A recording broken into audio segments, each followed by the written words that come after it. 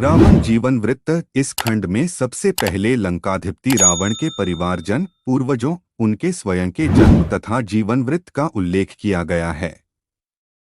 दशरथ पुत्र रामचंद्र ने रावण के जीवन वृत्त के बारे में महर्षि अगस्त्य से प्रश्न किया था। तब अगस्त्य जी ने उन्हें जो उत्तर दिया था उसी को यहाँ पर प्रस्तुत किया जा रहा है। रावण का कुल। अगस्त्य जी ने कहा, हे राम, इंद्रजीत मेघनाद के महान बलसाहस का तेज सुनो, जिसके द्वारा वह अपने शत्रुओं को मार गिराता था और कोई शत्रु उसे नहीं मार पाता था। हे राघव, इसका पूर्ण वर्णन करने से पहले मैं आपको रावण के कुल और वर प्राप्ति के संबंध में बताता हूँ। दादा महर्षि पुलस्त्य।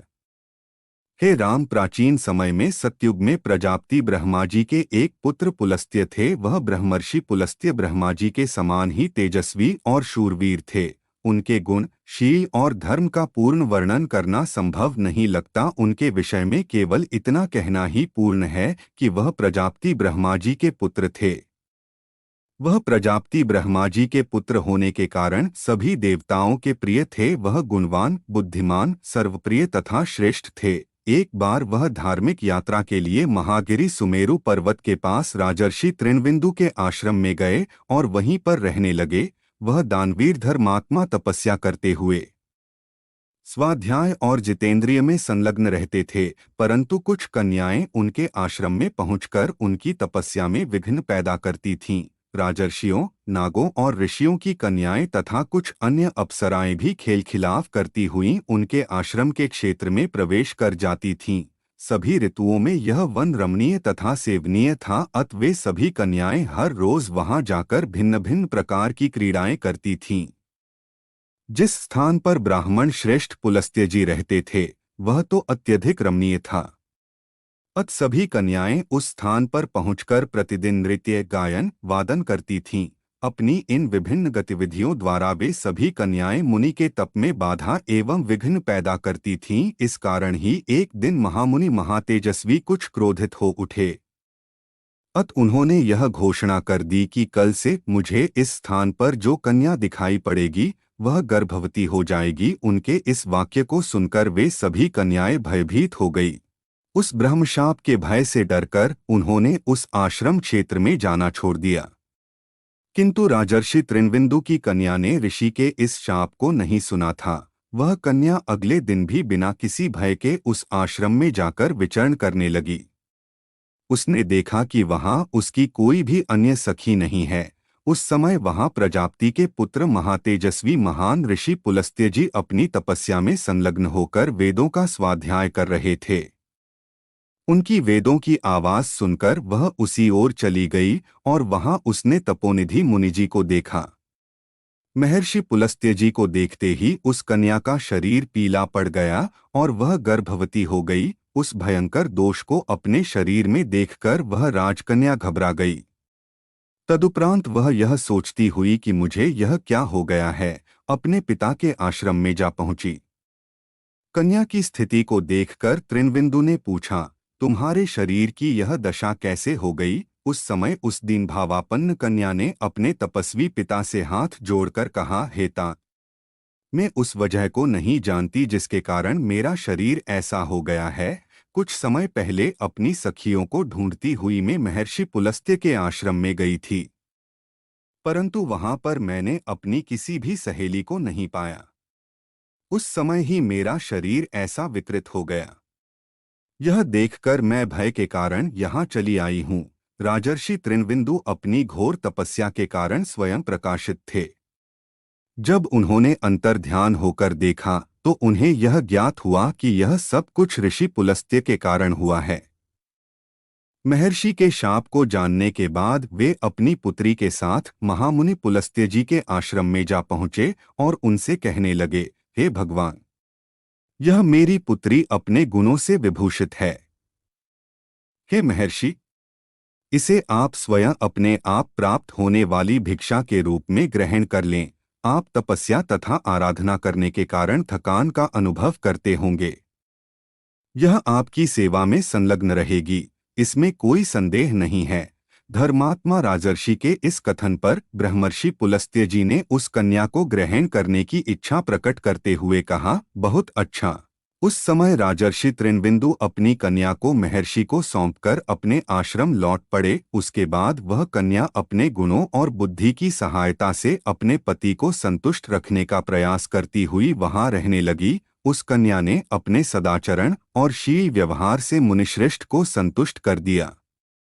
उसके कारण एक दिन महातेजस्वी मुनिवर पुलस्त्य ने प्रसन्न होकर उससे कहा, हे सुंदरी, मैं तुम्हारे गुणों और व्यवहार के संपत्ति रूपी भंडार से बहुत प्रसन्न हूँ। अथे देवी, मैं तुम्हें अब एक ऐसा पुत्र प्रदान करूंगा जो ठीक मेरे जैसा ही होगा।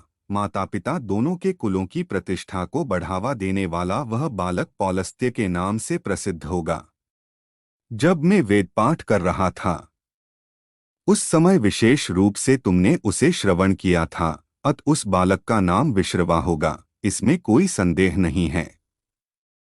महर्षि के यह कहने पर वह देवी अत्यंत प्रसन्न हुई। कुछ समय के बाद उस देवी ने विश्रवा नामक पुत्र को जन्म दिया, जो धर्म, यश एवं परोपकार से समन्वित होकर तीनों लोकों में अत्यधिक प्रसिद्ध हुआ।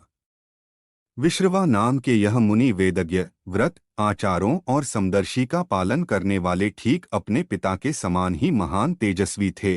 महर्षि पुलस्त्य के यह पुत्र मुनिश्रेष्ठ विश्रवा कुछ ही वर्ष बाद पिता की भांति तपस्या करने में संलग्न हो गए। वे सत्यवादी, सदैव ही धर्म में तत्पर रहने वाले, स्वाध्यायी, पवित्र, परायण, जितेंद्रिय एवं शीलवान आदि सभी प्रकार के गुणों से संलिप्त थे। महामुनि विश्रवा के इन महान गुणों तथा सवृत्तों के बारे में जानकारी पाकर महामुनि भारद्वाज ने देवांगनाओं के समान अपनी सुंदर कन्या का विवाह उनके साथ कर दिया। मुनिश्रेष्ठ धर्मज्ञ विश्रवा ने महर्षि भारद्वाज की कन्या को प्रसन्नतापूर्वक तथा धर्मानुसार ग्रहण किया। फिर जन प्रजा के हित चिंतन करने वाली बुद्धि द्वारा जनकल्याण की कामना करते हुए उन्होंने उस कन्या के गर्भ से एक पराक्रमी तथा अद्भुत पुत्र उत्पन्न किया, जो उनके समान ही समस्त गुणों से संपन्न था। सौतेले भाई वैश्रवण, उस बालक में सभी ब्राह्मणोचित गुण विद्यमान थे। बालक के जन्म से महर्षि पितामह पुलस्त्य मुनि अत्यंत प्रसन्न हुए। उन्होंने अपनी तपस्या शक्ति द्वारा ध्यान करके देखा तो उनको ज्ञात हुआ कि यह बालक आगे चलकर धनाध्यक्ष होगा तथा कल्याणप्रद बुद्धि वाला होगा। इस बात को जानने के बाद महर्षि पुलस्त्य ने प्रसन्न होकर अन्य देवर्षियों के साथ मिलकर उस बालक का नामकरण कर दिया। वे बोले कि मेरे पुत्र विश्रवा का यह पुत्र उसके गुणों के समान ही है, अत यह वैश्रवण नाम से सुप्रसिद्ध होगा। इसके पश्चात वैश्रवण, जो कुबेर नाम से प्रसिद्ध हुए, उस तपोवन में रहते हुए हवन कुंड में प्रज्वलित आग के समान महातेजस्वी और तपस्वी के रूप में बढ़ने लगे। आश्रम में रहते हुए महात्मा वैश्रवण के मन में यह विचार उत्पन्न हुआ कि वे वहां उत्तम धर्म का आचरण करें, क्योंकि धर्म कर्म का काम ही परमति है। उन्होंने उस महावन में रहकर कठोर तपस्या करने का निश्चय किया तथा उन्होंने अत्यंत कठोर नियमों में बंधकर 1,000 वर्षों तक कठोर महान तपस्या की। 1 वर्ष पूरा हो जाने पर वह तपस्या करने की नई विधि का प्रयोग करते थे। वह केवल पानी पीकर ही रहते थे। बाद में केवल हवा को ही अपना भोजन बना लिया। अंत में उन्होंने बिना कुछ खाए पिए घोर तपस्या की। इस प्रकार उन्होंने अनेक वर्षों को 1 वर्ष की भांति ही बिता दिया। उनकी इस तपस्या से प्रसन्न होकर इंद्र तथा अन्य देवताओं ने ब्रह्मा जी के साथ उस आश्रम में पहुंचकर कहा, हे वत्स, तुम बहुत ही उत्तम धर्म का पालन कर रहे हो। मैं तुमसे बहुत संतुष्ट हूँ, हे महामने। तुम्हारा कल्याण हो, हे भद्र। तुम कोई वरदान मांगो, क्योंकि तुम इस वरदान के पात्र हो। यह सुनकर वैश्रवण ने अपने पास खड़े पितामह से कहा, हे भगवान, मैं जनता की रक्षा करने के लिए उनका लोकपाल बनना चाहता हूँ। वैश्रवण के मुंह से निकले इन शब्दों को सुनकर प्रजापति ब्रह्मा जी का मन अत्यधिक प्रसन्न हो गया। उस समय ब्रह्मा जी ने देवताओं के साथ मिलकर कहा, बहुत अच्छा, मैं भी सृष्टि के चौथे लोकपाल की तैयारी में था। जिस प्रकार यम, वरुण तथा इंद्र को लोकपाल के पद प्राप्त हैं, उसी तरह का पद तुम्हें भी मिलेगा। तुम इस पद को स्वीकार करके निधियों के स्वामी या प्रतिनिधि बन जाओ। उन्होंने कहा, वरुण, यम तथा इंद्र की तरह तुम चौथे लोकपाल होगे। सूर्य के समान यह जो तेजस्वी पुष्पक नाम का विमान है, इसे तुम अपनी सवारी के रूप में ग्रहण अर्थात स्वीकार करो और देवताओं के समान बन जाओ। हे तात, तुम्हारा कल्याण हो। जिस प्रकार हम सब आए थे, अब उसी प्रकार जा रहे हैं। तुमको यह दो वरदान देकर हम अपने को कृतकृत समझते हैं। इतना कुछ कहने के बाद प्रजापति ब्रह्मा जी अन्य देवताओं को साथ लेकर देवलोक की ओर चल दिए। ब्रह्मा जी तथा अन्य देवताओं के चले जाने के बाद वैश्रवण ने अपने दोनों हाथों को जोड़कर अपने पिता से विनम्रतापूर्वक कहा, हे भगवान, मैंने आज पितामह ब्रह्मा जी से अभीष्ट वरदान प्राप्त किया है, लेकिन प्रजापति ब्रह्मा जी ने मेरा कोई निवास स्थान नहीं बताया। अब आप ही मेरे लिए निवास स्थान की खोज कीजिए, जो अच्छा हो तथा जहां मेरे रहने से किसी भी प्राणी को कोई कष्ट न हो। मुनिश्रेष्ठ विश्रवा ने अपने पुत्र के इन शब्दों को सुनकर कहा, हे धर्मज्ञ, हे साधु, तुम मेरी बात सुनो। दक्षिणी समुद्र तट पर त्रिकूट नाम का पर्वत है। उस पर्वत पर एक विशाल नगरी बसी हुई है, जो इंद्रपुरी अमरावती के समान ही सुंदर तथा आकर्षक है। लंका नामक उस रमणीय पुरी को विश्वकर्मा ने असुरों के निवास के लिए बनाया था। वह इंद्र की अमरावती पुरी की तरह ही है। हे भद्र, उस लंका में जाकर तुम निसंदेह बस जाओ। वह नगरी यंत्र और शस्त्रों से सुरक्षित तथा स्वर्ण की चहारदीवारी से युक्त है। वैश्रवण का लंकावास स्वर्ण और नीलम निर्मित कारकों वाली वह रमणीय नगरी है। पूर्व काल में भगवान विष्णु के भय के कारण असुर इसे त्याग कर चले गए थे। वे समस्त असुर रसातल की तलहटी में चले गए थे। उस समय से वह लंका नगरी अब तक सूनी पड़ी है। उसका कोई स्वामी नहीं है। आथ, हे पुत्र, तुम वहां सुखपूर्वक रहने के लिए प्रस्थान करो। वहां रहने में न तो किसी प्रकार की विघ्न या बाधा है और न ही कोई दोष है। अपने पिता द्वारा धर्मयुक्त वचनों को सुनकर धर्मात्मा वैश्रवण ने त्रिकूट पर्वत पर बसी हुई उस लंकापुरी नामक नगरी में जाकर रहना शुरू कर दिया। वैश्रवण अर्थात कुबेर के उस स्थान पर जाकर रहते ही वह नगरी कुछ ही दिनों में हृष्ट पुष्ट एवं सहस्रों नैर्ऋतों असुरों की एक जाति से भर गई। वे सभी वहां धर्मात्मा वैश्रवण के अधीन सुखपूर्वक रहने लगे। समुद्र की तरह खाई वाली उस लंकापुरी में विश्रवा के पुत्र धर्मात्मा वैश्रवण असुरों के स्वामी बनकर सुख के साथ रहने लगे। समय समय पर विनीत स्वभाव वाले धर्मात्मा वैश्रवण पुष्पक विमान में बैठकर अपने माता पिता से मिलने चले जाते थे। गंधर्वगण तथा देवता उनकी स्तुति किया करते थे। उनकी नगरी का भवन सुंदर अप्सराओं के नृत्य से विभूषित रहता था। सूर्य के समान प्रकाशित धर्मात्मा वैश्रवण एक बार स्वयं अपना प्रकाश बिखेरते हुए अपने पिता के पास गए। भगवान रामचंद्र को महामुनि अगस्त्य के वाक्यों को सुनकर बड़ा विस्मय हुआ। वह यह सोचने लगे कि पूर्वकाल में लंका में राक्षसों की उत्पत्ति कैसे हुई थी। इसके बाद रामचंद्र जी ने अपना सिर हिलाते हुए त्रिविध अग्नियों के समान तेजस्वी शरीर वाले महामुनि अगस्त्य जी की ओर देखा तथा कहा, हे भगवान, यह सुनकर मुझे बहुत आश्चर्य हो रहा है कि यह लंकापुरी पहले मांसभक्षी असुरों का निवास स्थल थी। असुरों की उत्पत्ति, मैं तो केवल यही सोचता था कि असुरों की उत्पत्ति पुलस्त्य जी के कुल से ही हुई है, परंतु आपने किसी अन्य कुल से भी असुरों का उत्पन्न होना बताया है। उन्होंने कहा, क्या वे सभी राक्षस रावण, कुंभकर्ण, प्रहस्त, विकट तथा रावण के पुत्रों से बढ़कर भी बलशाली थे? हे ब्रह्मान, इन असुरों का पूर्वज कौन था और उस अपार बलशाली का नाम क्या था? विष्णु जी ने उनके कौन से अपराध को देखकर उन्हें मार भगाया था? हे निष्पाप, इन सभी बातों के बारे में आप मुझे विस्तार पूर्वक बताइए। जिस प्रकार सूर्य अंधकार का नाश करता है, उसी भांति आप मेरे इन प्रश्नों का निवारण कीजिए। अगस्त्य जी को मन में यह सोचकर अत्यंत आश्चर्य हुआ कि सर्वज्ञ होते हुए भी राघव मुझसे यह सब कुछ क्यों पूछ रहे हैं। उसके बाद उन्होंने कहना शुरू किया, पूर्वकाल में जल द्वारा उत्पन्न हुए कमल पर प्रकट प्रजापति ब्रह्मा जी ने सर्वप्रथम जल की सृष्टि की।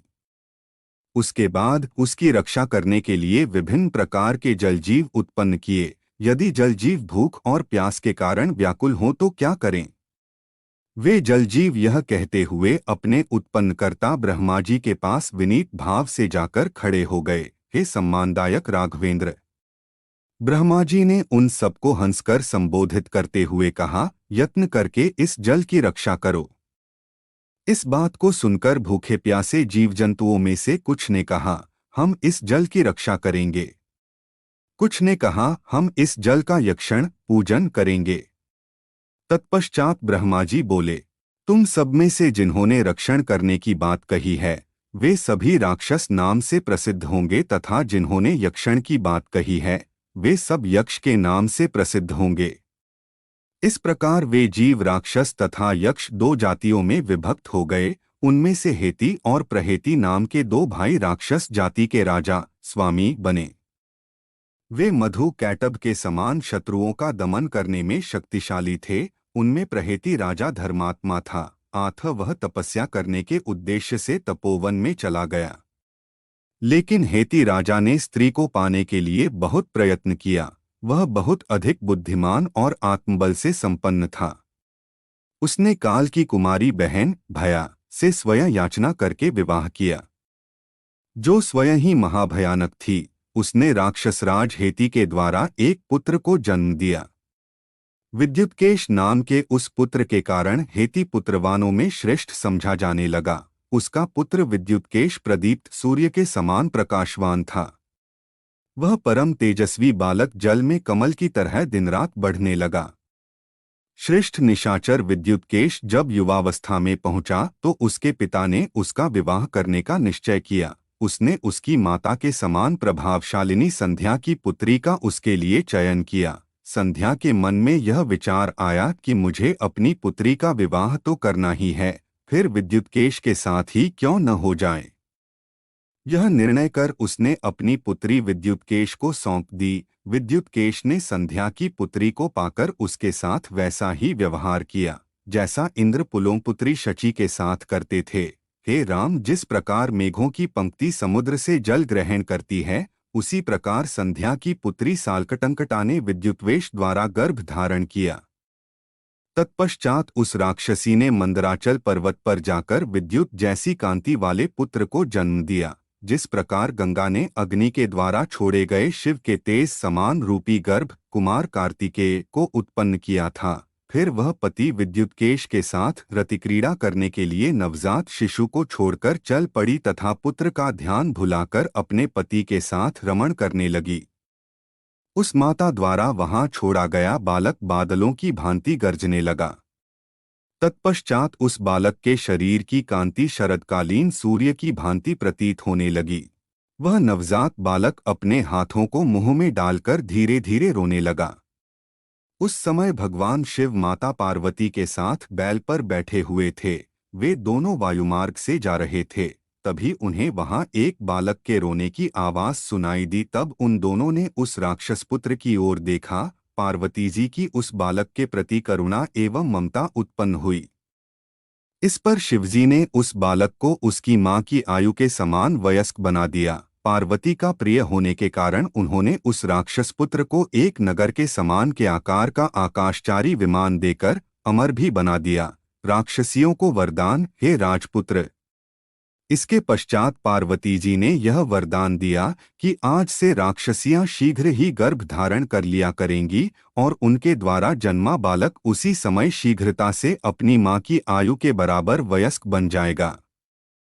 वरदान के बल से गर्वित तथा भगवान शिव के ऐश्वर्य को प्राप्त करके वह सुकेश नामक राक्षस आकाशचारी विमान में विराजमान होकर देवराज इंद्र की भांति सारी जगह विचरण करने लगा। सुकेश को विश्वासु के समान तेजस्वी, धार्मिक एवं वर प्राप्त देखकर ग्रामणी नाम की गंधर्व ने अपनी पुत्री देववती को, जो लक्ष्मी के समान दिव्य स्वरूप वाली थी और रूपयौवन के कारण तीनों लोकों में प्रसिद्ध थी, राक्षसों की राजलक्ष्मी की भांति उसे सुकेश के हाथों सौंप दिया, अर्थात उसका विवाह राक्षस पुत्र सुकेश के साथ कर दिया। वह देववती नामक कन्या भी वरदान के रूप में मिले ऐश्वर्य की भांति पति को पाकर इस प्रकार संतुष्ट अर्थात तृप्त हो गई, जैसे किसी निर्धन व्यक्ति को धन का ढेर मिल गया हो। उसके साथ रहते हुए वह राक्षसराज भी इस प्रकार सुशोभित होने लगा। जिस प्रकार महागज के साथ कोई हथिनी सुशोभित होती है। हे राघव, इसके पश्चात सुकेश ने देववती के गर्भ से अग्निस्मान 3 तेजस्वी पुत्रों को उत्पन्न किया। उन तीनों के नाम माल्यवान, सुमाली तथा माली थे। वे तीनों सर्वशक्तिमानों एवं बलधारियों में श्रेष्ठ थे। शिवजी के समान शक्तिशाली उन तीनों को देखकर राक्षसराज सुकेश बहुत प्रसन्न हुआ। वे तीनों पुत्र अग्नियों के समान तेजस्वी तथा तीनों लोकों के समान सुस्थिर थे, तीनों रोगों के समान भयंकर तथा मंत्रों के समान उग्र थे। वे तीनों पुत्र त्रिविध अग्नियों के समान तेजस्वी थे। जिस प्रकार उपेक्षित किए जाने पर रोग बढ़ने लगता है, उसी प्रकार वह तीनों राक्षसराज पुत्र भी बढ़ने लगे। जब उन्हें यह पता चला कि उनके पिता ने घोर तपस्या करके वर प्राप्त किया था, तो वे तीनों भाई भी तपस्या करने का निश्चय करके मेरु पर्वत की ओर चले गए हैं। नृपश्रेष्ठ, वे तीनों कठोर एवं दृढ़ नियमों का पालन करते हुए वहां तपस्या करने लगे। उनकी उस तपस्या से सभी प्राणी भयभीत थे। भूमि अर्थात पृथ्वी पर आर्जव, सत्य, शम आदि से युक्त होकर घोर तपस्या द्वारा उन तीनों ने देवताओं, असुरों और मनुष्यों को संतप्त कर दिया। उस समय प्रजापति चतुर्मुख ब्रह्माजी विमान पर सवार होकर वहां पहुंचे। उन्होंने सुकेश के तीनों पुत्रों से कहा, मैं तुम्हें वर देने के लिए आया हूँ। इंद्र तथा अन्य देवताओं से घिरे ब्रह्माजी वरदान देने आए हैं। यह जानकर वे तीनों पेड़ की भांति कांपते हुए बोले, हे देव, यदि हमारी तपस्या से संतुष्ट तथा प्रसन्न होकर आप हमें वर देने आए हैं, तो आप हमको शत्रुनाशक, अजय तथा चिरंजीवी होने के साथ साथ यह वरदान दें कि हम तीनों एक दूसरे के अनुकूल तथा प्रभावशाली बने रहें। उनकी बात सुनकर प्रजापति ब्रह्माजी ने कहा, ऐसा ही होगा। इसके पश्चात ब्राह्मण वत्सल ब्रह्माजी ब्रह्मलोक को चले गए। हे राम, वरदान पाकर वे तीनों राक्षस देवताओं और असुरों सभी को निर्भय होकर कष्ट देने लगे। जिस प्रकार नरक लोक में पड़े हुए मनुष्य असहाय हो जाते हैं, उसी प्रकार उनके द्वारा सताए गए ऋषिवृंद एवं चारण भी असहाय हो गए। हे रघुकुलमणि, प्रसन्नता और उत्साह से भरकर एक दिन उन तीनों ने शिल्पकारों में श्रेष्ठ विश्वकर्मा से कहा, हे महामने, जो बल, तेज तथा ओज से संपन्न होने के कारण महान बने हैं, आप अपनी शक्ति द्वारा उन देवताओं के निमित्त मनोनुकूल भवनों का निर्माण करते हैं। अतः अब आप हमारे लिए भी मेरु, हिमालय या मंदराचल पर्वत के ऊपर भगवान शिव के भवन की भांति एक विशाल एवं दिव्य निवास स्थान का निर्माण करें। यह बात सुनकर विश्वकर्मा जी ने उन्हें एक ऐसा निवास स्थल बताया जो इंद्र की अमरावतीपुरी के समान था। उन्होंने कहा, दक्षिण समुद्र तट के किनारे त्रिकूट नाम का एक पर्वत है। हे राक्षसेश्वर, दूसरा सुवेल नाम का पर्वत है। उस पर्वत के मध्य में बादल के समान नीलवर्ण है। उसको चारों तरफ से इस प्रकार टांका गया है कि वहां पर कोई पक्षी भी न प्रवेश कर पाए। स्वर्ण प्राचीर, चहारदीवारी और स्वर्ण निर्मित तोरणों, फाटकों वाली लंका नाम की नगरी है, जिसको मैंने इंद्र की आज्ञा पर बनाया था। लंका नगरी, हे दुर्धर्ष राक्षस पुंगवो, उस नगरी में जाकर तुम सभी उसी प्रकार निवास करो, जिस प्रकार इंद्र अन्य देवताओं के साथ अमरावती में करते हैं। हे शत्रुजी वीरो, जब तुम बहुत सारे राक्षसों के साथ उस नगरी में निवास करोगे, तो तुम शत्रुओं के लिए अजय बन जाओगे। विश्वकर्मा के इन वचनों को सुनकर वे राक्षस अपने साथियों तथा अनुचरों के साथ उस लंका नगरी की ओर चल पड़े। उस नगरी की खाई और चहारदीवारी बहुत मजबूत थी। उसमें अनेक स्वर्ण निर्मित भवन थे। उस लंका नगरी को देखते ही वे राक्षस वहां प्रसन्नतापूर्वक रहने लगे। हे रघुनंदन राघव, उस काल में नर्मदा नाम की एक गंधर्वी भी थी। उसकी 3 कन्याएं थीं जो श्री, कीर्ति और ही के समान द्युतिमान थीं।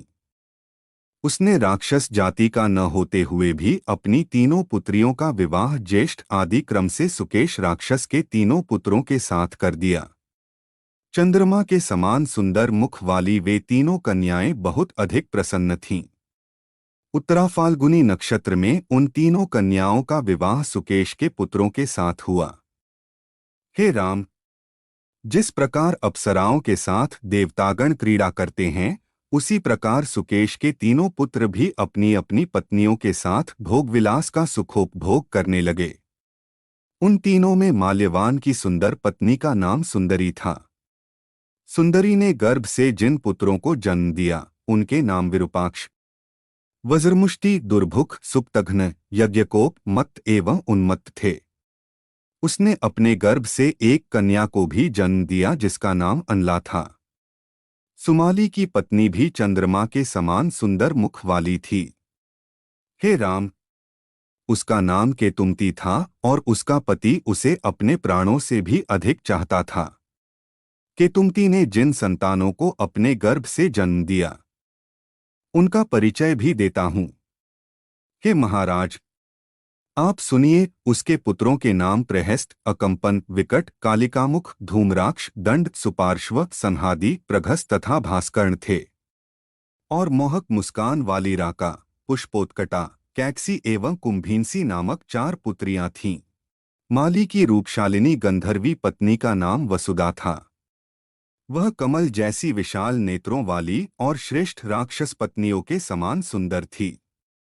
हे राघव, हे प्रभो, माली की पत्नी ने अपने गर्भ से जिन संतानों को जन्म दिया उनके बारे में सुने। अनल, अनिल, हर और संपाति ये चारों माली के पुत्र थे जो बाद में विभीषण के मंत्री बने। असुरों द्वारा उत्पीड़न वे तीनों राक्षस अपने सैकड़ों पुत्रों तथा अनेक राक्षसों के साथ रहते हुए अपने बल के अहंकार में इंद्रादि देवताओं, ऋषियों, नागों तथा यक्षों को कष्ट देने लगे। वे हमेशा वायु की तरह विश्व भर में भ्रमण करते रहते थे।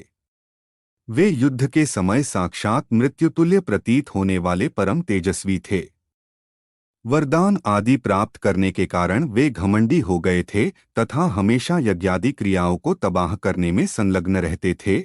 उन राक्षसों से भयभीत एवं पीड़ित होकर सभी देवता और तपस्वी ऋषि महादेव की शरण में पहुँचे, जो संसार का संहार करने वाले अजन्मा तथा अव्यक्त रूपधारी परम गुरु हैं। उन त्रिपुरारी कामारी त्रिलोचन शिवजी के पास जाकर उन देवताओं ने हाथ जोड़ प्रार्थना करते हुए कहा, हे भगवान, हे प्रजानाथ, ब्रह्मा जी का वरदान पाकर सुकेश के तीनों पुत्र संपूर्ण जनता अर्थात प्रजा को शत्रु पीड़क साधनों द्वारा कष्ट पहुंचा रहे हैं। हमारे आश्रम जो दूसरों को शरण देते थे उनको उजाड़ डाला है, स्वर्ग से सभी देवताओं को भगा दिया है और स्वयं वहां देवताओं की जगह उनके समान क्रीड़ा कर रहे हैं। हम ही विष्णु हैं, हम ही रुद्र हैं, हम ही ब्रह्मा हैं तथा हम ही इंद्र, चंद्रमा, सूर्य और वरुण हैं। यह कहते हुए माल्यवान, सुमाली, माली और उनके अनेक दुर्जय राक्षस सैनिक हमें बहुत कष्ट दे रहे हैं। हे देव, हम सभी उनके भय के कारण डरे हुए हैं। अथ हमारी रक्षा करने के लिए आप रौद्र रूप धारण कर उन राक्षसों का संहार कीजिए। सभी देवताओं और ऋषियों के यह कहने पर नील, लोहित, जटाजूटधारी शंकर जी ने सुकेश के प्रति पक्षपात करते हुए कहा, हे देवताओं, मैं उनका संहार नहीं कर पाऊंगा क्योंकि वह मेरे द्वारा अवध्य हैं। लेकिन तुम सबको उस व्यक्ति के पास जाने को अवश्य कहूंगा जो इन सब राक्षसों का संहार कर सकेंगे। हे महर्षियों, तुम इस कार्य के लिए इसी क्षण भगवान विष्णु के पास चले जाओ, वह उनका अवश्य ही नाश करेंगे। यह बात सुनकर शिवजी की जय जयकार करते हुए सभी देवता और ऋषि भगवान विष्णु के पास चले गए। चक्रधारी देव विष्णु जी को नमस्कार तथा उनके प्रति अभिनंदन का भाव व्यक्त करने के उपरांत देवताओं और ऋषियों ने सुकेश के पुत्रों के संबंध में भयभीत होकर कहा, सुकेश के तीनों पुत्र अग्नि के समान परम तेजस्वी हैं। उन्होंने ब्रह्मा जी के वरदान के बल पर आक्रमण कर हमसे हमारे स्थान छीन लिए हैं। त्रिकूट पर्वत के शिखर पर लंका नाम की दुर्गम नगरी है। वहां पर रहकर ये राक्षस हम सभी को बहुत कष्ट तथा पीड़ा पहुंचाते हैं। अथ हे मधुसूदन, आप हमारा कल्याण एवं हमारी रक्षा करने के लिए उनका संहार कीजिए। हे सुरेश्वर, हम सभी आपकी शरण में आए हैं। आप हमें अपने चरणों में आश्रय दें। आप अपने चक्र द्वारा उनके मस्तकों को काटकर यमराज को भेंट कर दें। आपके अलावा ऐसा कोई भी नहीं है जो हमारी रक्षा कर सके। वे तीनों तथा उनसे संबंधित सभी राक्षस महाधूत और क्रूर हैं। अब आप युद्ध क्षेत्र में उनका संहार करके हमारे भय को उसी प्रकार दूर करने का कष्ट करें जिस प्रकार सूर्य का प्रकाश अंधकार को नष्ट अर्थात दूर करता है। राक्षसों का विनाश। देवताओं और ऋषियों के यह कहने पर शत्रुओं के लिए मृत्युदायक देवाधिदेव जनार्दन विष्णु ने उनको अभयदान देते हुए कहा, शिवजी द्वारा प्रदत्त वरों के बल से युक्त सुकेश राक्षस तथा उसके तीनों पुत्रों को मैं भी जानता हूँ, जिनमें से बड़े का नाम माल्यवान है। उन तीनों अधर्मियों ने धर्म की नीति को तोड़ा है। अब मैं क्रोधित हूं और उनका विनाश करूंगा। तुम सभी अब पूर्ण रूप से निश्चिंत हो जाओ। भगवान विष्णु द्वारा यह आश्वासन दिए जाने पर सभी देवतागण और ऋषि प्रसन्न होकर उनकी जय जयकार करते हुए अपने अपने स्थान को चले गए। देवताओं और ऋषियों द्वारा किए गए इस प्रयत्न की सूचना पाकर राक्षस माल्यवान ने अपने दोनों छोटे भाइयों को संबोधित करते हुए कहा, भी देवतागण और ऋषि मिलकर भगवान शिव के पास गए थे और उनसे हमारा संहार करने की प्रार्थना करते हुए कहा कि हे देव, आपके वरदानों से उद्धत बने सुकेश के पुत्र हमें भयंकर कष्ट पहुंचा रहे हैं। हे प्रजापते, उन दुष्टों एवं दुरात्माओं से पराजित होकर हम अशक्त हो चुके हैं। उनके भय तथा पीड़ाओं के कारण हम अपने स्थानों पर नहीं रह पाते। आथ हे त्रिलोचन, हमारे हित के लिए तथा हमारा कल्याण करने के लिए आप उन्हें अपने क्रोध से जलाकर भस्म कर दें, क्योंकि आपका स्थान भस्मकर्ताओं में मुख्य है। ऋषियों और देवताओं द्वारा यह कहे जाने पर अंधक नामक राक्षस का संहार करने वाले शिवजी ने अपने सिर तथा हाथों को हिलाते हुए कहा, हे देवताओं, सुकेश के पुत्रों का संहार मेरे हाथों नहीं हो सकता।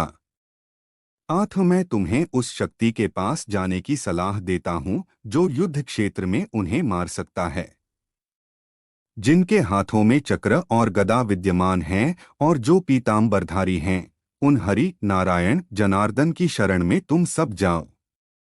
सभी देवता और ऋषि कामशत्रु शंकर जी का निर्देश पाकर उनको प्रणाम करके नारायण के स्थान पर जा पहुँचे और उन्हें सारा वृत्तांत सुना डाला। तब विष्णुजी ने इंद्रादि देवताओं और ऋषियों से कहा, हे देवताओं, मैं उन देव शत्रुओं का संहार करूंगा, इसलिए अब तुम सब निश्चिंत हो जाओ। हे राक्षस श्रेष्ठों, इस प्रकार भयभीत देवताओं और ऋषियों के समक्ष नारायण ने हमारा वध करने की प्रतिज्ञा की है। अतः अब हम सबको अपने कर्तव्य पर विचार करना चाहिए। हिरण्यकशिपु और अन्य देव द्रोहियों की मृत्यु भगवान विष्णु द्वारा ही हुई है। नमुची, कालनेमी, वीरश्रेष्ठ सहांद, अनेक प्रकार की मायाएं जानने वाला राघे, धर्मात्मा लोकपाल यमलार्जुन, शुंभ, हार्दिक्य और निशुंभ आदि सत्ववान महाबलवान दानवों एवं राक्षसों में ऐसा कोई भी नहीं है जो युद्ध भूमि में विष्णु से अपराजित रहा हो। वे सभी दानव व राक्षस मायावी थे। सभी प्रकार के अस्त्र शस्त्र चलाने में निपुण थे और सैकड़ों युद्ध कर चुके थे। सभी शत्रुओं के लिए भयंकर सिद्ध होते थे। ऐसे सहस्र राक्षसों को हरि ने मार डाला। इन सभी बातों को जानने के बाद हमारे लिए जो उचित निर्णय हो उस पर विचार विमर्श करना चाहिए। जो भगवान विष्णु हमारा वध करना चाहते हैं उन पर विजय पाना अत्यंत कठिन है। युद्ध का तांडव माली और सुमाली माल्यवान के वचनों को सुनकर इस प्रकार बोले जैसे देवराज इंद्र से अश्विनी कुमार वार्तालाप कर रहे हों। उन दोनों ने अपने बड़े भाई से कहा, हमने अपने स्वपराक्रम द्वारा अभीप्सित वस्तुएं प्राप्त की हैं, व्याधिरहित आयु प्राप्त की है, ऐश्वर्य का उपभोग किया है और कर्तव्य पालन की भी स्थापना की है।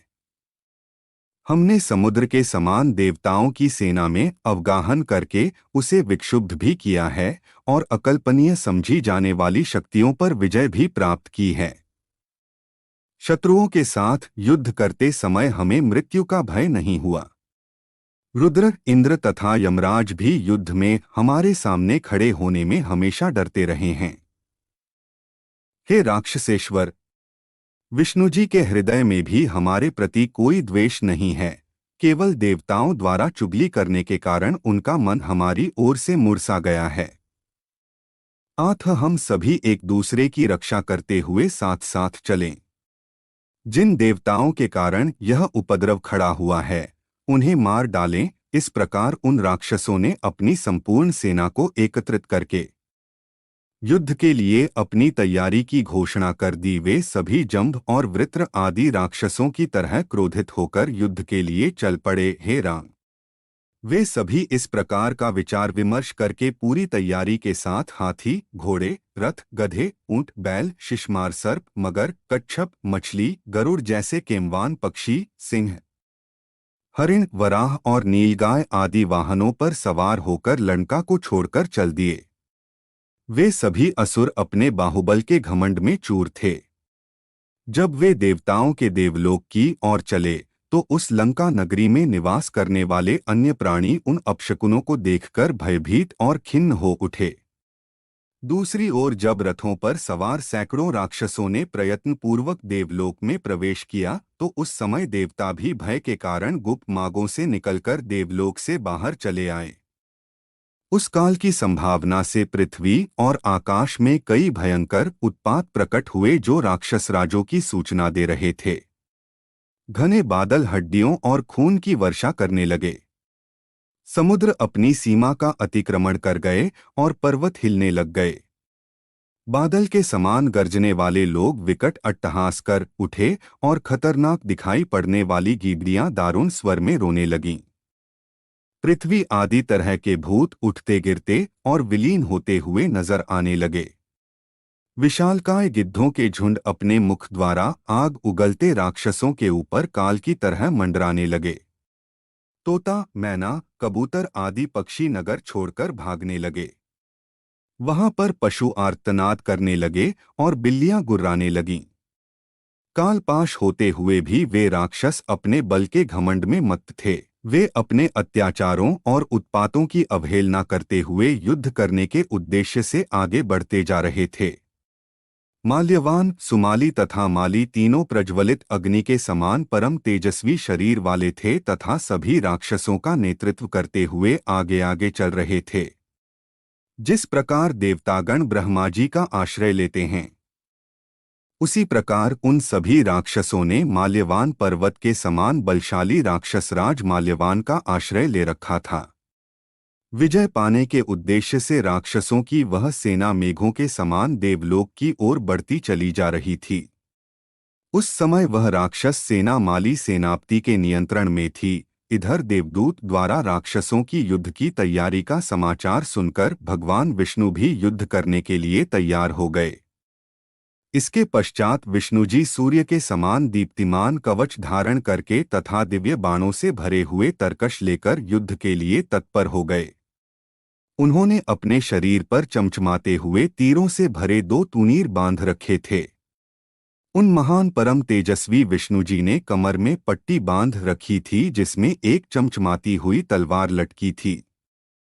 इस प्रकार श्री नारायण शंख, चक्र, गदा, शार्ंगधनुष तथा खंग आदि श्रेष्ठ शस्त्रों को धारण कर सुंदर पंखों वाले पक्षीराज गरुड़ पर सवार हो दुष्ट राक्षसों का संहार करने के लिए शीघ्रतापूर्वक चल दिए।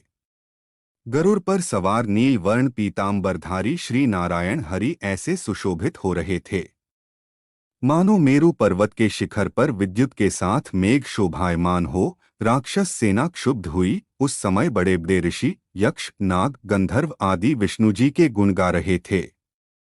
राक्षसों की सेना के लिए शत्रु बने श्री नारायण हरि हाथों में चक्र, गदा, खंग, शार्ंग, धनुष तथा शंख आदि लेकर वहां पहुंच गए। गरुड़ के पंखों से उत्पन्न तीव्र वायु के झोंकों से राक्षस सेना क्षुब्ध हो उठी।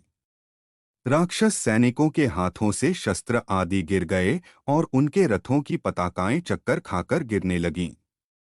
राक्षस सेना ठीक उसी प्रकार कांपने लगी जिस प्रकार किसी पर्वत का नीलशिखर अपनी शिलाओं को बिखेरता है। राक्षसों के अस्त्र शस्त्र रक्त और मांस के टुकड़ों में सने हुए प्रलयकालीन अग्नि के समान दिखाई दे रहे थे। सभी राक्षस भगवान विष्णु को चारों तरफ से घेर कर उन पर अस्त्र शस्त्र बरसाने लगे। गर्जना करते हुए राक्षसों ने अस्त्र रूपी जल की वर्षा से नारायण रूपी पर्वत को आच्छादित कर दिया, जिस प्रकार बादल जल की बूंदों से पर्वत को आप्लावित कर देते हैं। श्री नारायण का उत्तम नीलवर्ण वाला शरीर पर्वत के समान सुशोभित था। उनको राक्षसों ने चारों ओर से इस प्रकार घेर लिया था, जिस प्रकार मेघों ने अज्जनगिरी को घेर रखा हो, जैसे धान के खेत में टिड्डी दल, अग्नि में पतंगे, शहद से भरे घड़े में मधुमक्खियां तथा समुद्र में मगरमच्छ घुस जाते हैं, ठीक उसी प्रकार राक्षस सैनिकों के धनुषों से वायु, वज्र और मन के वेग के समान बाण भगवान विष्णु के शरीर में प्रवेश कर इस प्रकार विलुप्त हो गए, जैसे प्रलयकाल में सभी लोग श्री हरि में विलय हो जाते हैं। हाथी सवार हाथी पर, रथी अपने रथों पर तथा अश्वारोही अपने घोड़ों पर एवं पैदल ज्यों के त्यों सभी आकाश में स्थित थे। उन राक्षसों के शरीर विशाल पर्वतों के समान थे। राक्षसों ने बाण, तोमर, शक्ति आदि की वर्षा करके श्री विष्णु को सांस लेने तक को दूभर कर दिया। ठीक उसी प्रकार जैसे प्राणायाम में द्विजगण श्वास को रोक देते हैं, जैसे मछलियां समुद्र के किनारे अपनी पूंछ से प्रहार करती हैं, ठीक वैसे ही राक्षस श्री विष्णु के शरीर पर प्रहार कर रहे थे। इसके पश्चात श्री नारायण ने अपने शार्ङ्गधनुष द्वारा उन दुर्धर्ष राक्षसों पर बाणों की वर्षा कर दी। भगवान विष्णु द्वारा छोड़े गए उन बाणों ने हजारों सैकड़ों राक्षसों के टुकड़े टुकड़े कर दिए। जिस प्रकार वायु का झोंका घिरे हुए बादलों को उड़ा देता है, उसी प्रकार श्री विष्णु ने बाणों की वर्षा द्वारा राक्षसों को भगाने के बाद अपना पांचजन्य नामक शंख बजाया। जब श्री नारायण ने समुद्र से उत्पन्न हुए उस शंख को अपनी पूर्ण प्राण शक्ति से बजाया तो उसकी भयंकर आवाज सुनकर तीनों लोग व्यथित हो उठे। जिस प्रकार जंगल में सिंह की दहाड़ सुनकर हिरण भयभीत हो जाते हैं, उसी प्रकार उस शेखराज की आवाज सुनकर सभी राक्षस भयभीत हो गए। वीर सैनिक भय के कारण रथ से नीचे गिर पड़े। विष्णु द्वारा वज्र प्रहार, शांगन धनुष से छोड़े हुए उन सुंदर पंखों वाले बाणों के अग्रभाग वज्रतुल्य थे। वह राक्षसों को मारने के पश्चात पृथ्वी में धंस जाते थे। श्री विष्णु द्वारा छोड़े गए उन बाणों से विशाल शरीर वाले राक्षस वज्रप्रहार से आहत पर्वतों की भांति धराशायी होने लगे। भगवान विष्णु द्वारा चक्र से शत्रुओं पर किए गए घावों से रक्त इस प्रकार टपक रहा था, जैसे पर्वतों से गेरू युक्त पानी के झरने बहते हैं। शार्ङ्गचलुष की टंकार, शंखराज की ध्वनि और श्री विष्णु का गर्जनैन सभी सम्मिलित शब्द ने राक्षसों के मनोबल को दबाकर रख दिया। भगवान विष्णु ने अपने बाणों द्वारा राक्षसों के बाणों, ध्वजाओं, धनुषों, रथों, पताकाओं, तूणीरों और राक्षसों के हिलते हुए मस्तकों को काट डाला। जिस प्रकार समुद्र से जल का प्रवाह, सूर्य से भयंकर किरणें, पर्वतों से बड़े बड़े सांप और बादलों से जल की धाराएं उत्पन्न होती हैं, उसी प्रकार भगवान विष्णु द्वारा छोड़े गए हजारों सैकड़ों बाण तुरंत ही एक तरफ से दूसरी तरफ दौड़ने लगे। जिस प्रकार शरभ से सिंह, सिंह से हाथी, हाथी से बाघ, बाघ से चीता, चीता से कुत्ता, कुत्ते से बिलाव, बिलाव से सांप तथा सांप से चूहे डरकर भाग जाते हैं, उसी प्रकार श्री विष्णु द्वारा पीड़ित सभी राक्षस भय के कारण भागने लगे। उस भगदड़ में अनेक राक्षस पूरी तरह धराशायी हो गए। राक्षसों का वध करने के पश्चात भगवान विष्णु ने शंख को ध्वनि से उसी प्रकार परिपूर्ण कर दिया, जिस प्रकार देवराज इंद्र जल से बादलों को परिपूर्ण कर देते हैं। भगवान विष्णु के बाणों तथा शंखनाद से त्रस्त एवं भयभीत होकर सभी राक्षस लंका की ओर भाग गए। विष्णु के बाणों से राक्षस सेना को भागता हुआ देखकर सुमाली ने युद्ध क्षेत्र में भयंकर बाणों की वर्षा करके विष्णु जी को युद्ध क्षेत्र में आगे बढ़ने से रोक दिया। जिस प्रकार कोहरा सूर्य की रोशनी को ढक देता है, उसी प्रकार सुमाली ने अपने बाणों द्वारा श्री विष्णु को रोक दिया।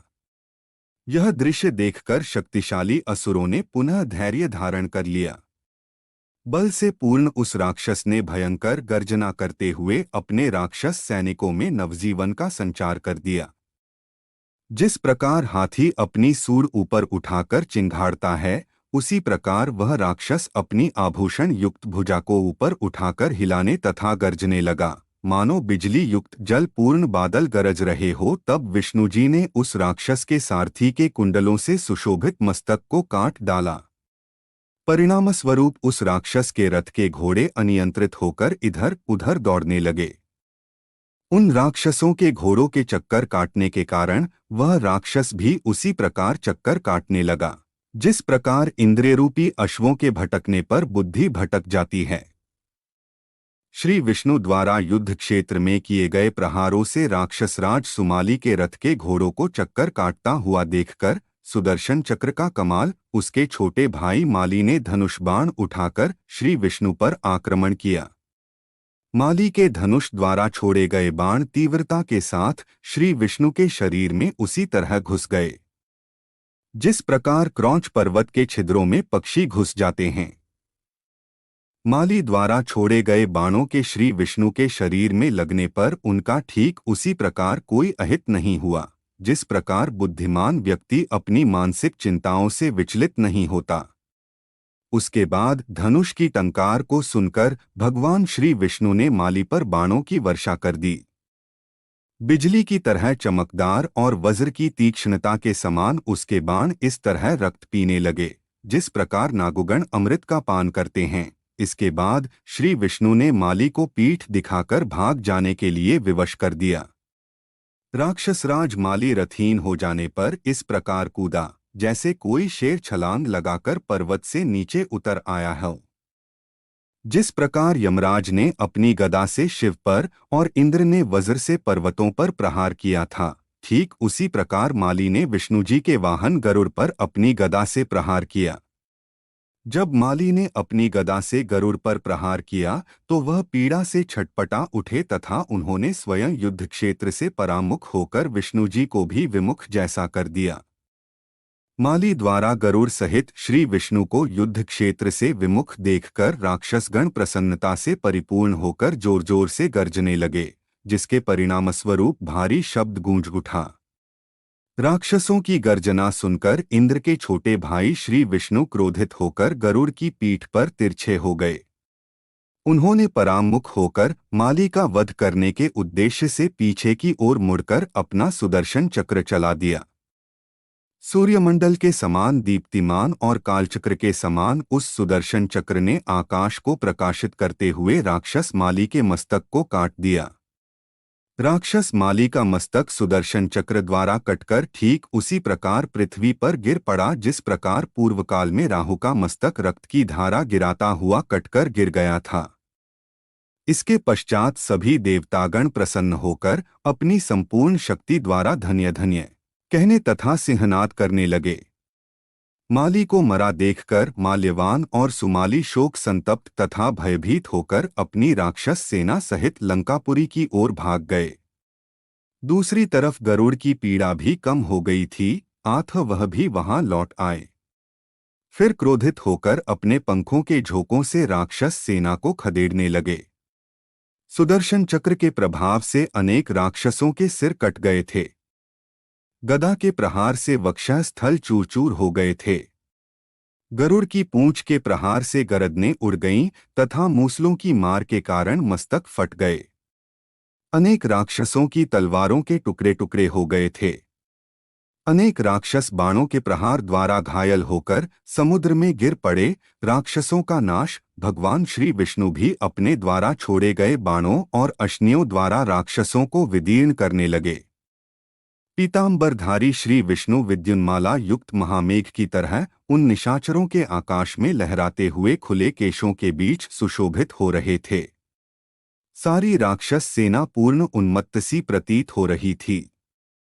उन सबकी आंखें चलायमान थीं। जिस प्रकार वेग और सिंहों द्वारा पीड़ित हाथियों के चीत्कार एक साथ प्रकट होते हैं, ठीक उसी प्रकार पुराण प्रसिद्ध नृसिंह श्री नारायण द्वारा रौंदे गए राक्षस रूपी हाथियों के चीत्कार तथा वेग एक साथ प्रकट हो गए, अर्थात सभी राक्षस चीत्कार करते हुए भागने लगे। जिस प्रकार हवा द्वारा उड़ाए जाने पर वर्षाकालीन मेघ आकाश में भागते दिखाई देते हैं, उसी प्रकार श्री हरि के बाणों द्वारा आवृत निशाचर रूपी काले मेघ अपने बाणों को त्याग कर भाग रहे थे। उन राक्षसों के मस्तक सुदर्शन चक्र के प्रहार से कट गए थे, अंग प्रत्यंग गदा के प्रहार से चूर चूर हो गए थे और तलवार के आघात से उनके शरीर के टुकड़े टुकड़े हो गए थे। इस प्रकार वे सभी राक्षस पर्वत के समान दिखाई दे रहे थे। कुंडलों और झूलते हुए मणिमय हारों के साथ गिरे हुए नीले रंग के मेघ तुल्य उन राक्षसों की लाशों से वह युद्ध भूमि पटी पड़ी थी। उन धराशायी राक्षसों की लाशों से वह युद्ध क्षेत्र नील पर्वतों के समान इस प्रकार भर गया था कि उसमें कहीं तिल भर की जगह भी बाकी नहीं थी। श्री विष्णु ने जब राक्षस सेना को मैदान छोड़कर भागता देखा तो उन्होंने उन पर पीछे से प्रहार आरंभ कर दिया। जिस प्रकार महासागर अपने तट तक पहुंचकर वापस लौट आता है, उसी प्रकार यह देखकर माल्यवान भी उल्टा लौट पड़ा। उस राक्षसराज का मुकुट हिल रहा था और उसकी आंखें क्रोध से लाल हो रही थीं। उसने श्री विष्णु जी से यह कहना शुरू किया है, नारायण, क्या तुम प्राचीन क्षात्र धर्म के बारे में नहीं जानते, जो तुम युद्ध क्षेत्र से भागने वाले लोगों पर पीछे से प्रहार कर रहे हो? हे सुरेश्वर, युद्ध क्षेत्र से विमुख होने वाले लोगों का वध करना पाप है। जो लोग ऐसा काम करते हैं वे पुण्य करने वाले लोगों को मिलने वाला स्वर्ग नहीं प्राप्त कर पाते। हे शंख चक्र गदाधारी, यदि तुम युद्ध ही करना चाहते हो तो लो मैं खड़ा हूँ, तुम अपना बल मुझको दिखाओ। माल्यवान पर्वत के समान राक्षसराज माल्यवान को खड़ा देखकर इंद्र के छोटे भाई श्री विष्णु ने उससे इस प्रकार कहा, तुम्हारे दुष्कर्मों के कारण सभी देवता और ऋषि भयभीत हो गए हैं। मैंने उन्हें राक्षसों का संहार करके अभय प्रदान करने का आश्वासन दिया है, अतः मैं अपने वचन का पालन कर रहा हूँ। देवताओं एवं ऋषियों आदि के सुख के लिए कार्य करना मुझे सदैव ही अच्छा लगता है। यदि तुम राक्षसगण भाग कर रसातल में छुप जाओ तो भी मैं तुम्हें वहां आकर अवश्य मार दूंगा। जब लाल कमल की तरह नेत्रों वाले श्री विष्णु यह वाक्य कह रहे थे तो राक्षसराज माल्यवान ने क्रोधित होकर अपनी शक्ति के प्रहार से उनका वक्षस्थल विदीर्ण कर दिया। माल्यवान द्वारा छोड़ी गई वह शक्ति घंटे की तरह आवाज करती हुई श्री विष्णु की छाती में जा लगी तथा मेघ के अंग में विद्युत की तरह प्रकाशित हो गई। श्री विष्णु ने उस शक्ति को अपनी छाती से बाहर खींचकर माल्यवान पर ही दे मारा। स्कंद शक्ति के समान वह शक्ति श्री विष्णु के हाथ से छूटकर उस राक्षस को अपना लक्ष्य बनाती हुई उस पर इस प्रकार गिरी, जिस प्रकार कोई बड़ी उल्का अजनगिरी पर गिरी हो। राक्षसराज के वक्षस्थल पर वह शक्ति इस प्रकार गिरी मानो किसी पर्वत के शिखर पर वज्रपात हुआ हो। माल्यवान की आंखों के आगे अंधेरा हो गया और उसका कवच विदीर्ण हो गया, परंतु थोड़ी ही देर में वह ठीक होकर शिखर की भांति अविचल भाव से खड़ा हो गया। इसके पश्चात माल्यवान ने लोहे के कई कांटों से निर्मित शूल को उठाकर श्री विष्णु के वक्ष के मध्य भाग पर गहरा प्रहार कर दिया। इस प्रकार वह माल्यवान राक्षस रणमत्त होकर श्री विष्णु की छाती पर मुक्के का प्रहार करके एक धनुष पीछे हट गया। पाताल लोक को पलायन उस समय राक्षसों ने धन्य है का नारा जोर जोर से लगाया। माल्यवान ने श्री विष्णु पर आघात करने के बाद गरुड़ पर भी हमला किया। तब गरुड़ ने क्रोध में आकर अपने पंखों के झोंके से उस राक्षस को वैसे ही उड़ा डाला जैसे आंधी सूखे पत्तों के ढेर उड़ा देती है। पक्षीराज गरुड़ के पंखों की हवा से पहले जैसा ही दृश्य उपस्थित हो गया और सुमाली राक्षस सैनिकों को साथ लेकर लंका नगरी की ओर चला गया। राक्षस माल्यवान गरुड़ के पंखों की हवा के कारण उड़कर अपनी सेना से जा मिला और लंका की ओर चला गया। एक कमल नयन राम उन राक्षसों का श्री विष्णु जी के साथ कई बार युद्ध हुआ। प्रत्येक बार सेनानायकों के मारे जाने पर उनको भागना पड़ता था। इस प्रकार वे बलहीन तथा अशक्त होकर श्री विष्णु का सामना नहीं कर पाए। इसके पश्चात राक्षस लंकापुरी को छोड़कर अपनी पत्नियों के साथ पाताल लोक चले गए। हे रघुश्रेष्ठ, वहां उन्होंने शक्तिशाली एवं विख्यात सालकटंकटा वंश के परम तेजस्वी राक्षस सुमाली के आश्रय में रहने लगे। है श्री राम, पुलस्त्य वंश के जिन राक्षसों का आपने वध किया है, उनकी तुलना में माल्यवान, सुमाली, माली नाम के प्राचीन राक्षस रावण से कहीं अधिक बलवान थे। उन महाबलवान कंटक स्वरूप राक्षसों को शंख एवं चक्रधारी श्री विष्णु के अतिरिक्त कोई नहीं मार सकता था। हे राम, वही चार भुजाओं वाले सनातन देव श्री नारायण हैं। हे प्रभु, आप तो अविनाशी हैं, राक्षसों का संहार करने के लिए आपने अवतार लिया है। शरणागत वत्सल प्रजा की रक्षा, समय समय पर नष्ट हुए धर्म की स्थापना तथा दस्युओं का वध करने के लिए आप अवतार लेते आए हैं। धनाध्यक्ष कुबेर, हे नरेश्वर, इस प्रकार मैंने राक्षसों की उत्पत्ति संबंधी जानकारी आपको ज्यों की त्यों सुना दी। है रघुश्रेष्ठ, अब मैं आपको रावण के जन्म, उसके पुत्रों तथा रावण के अतुलनीय प्रभाव के विषय में बताता हूँ।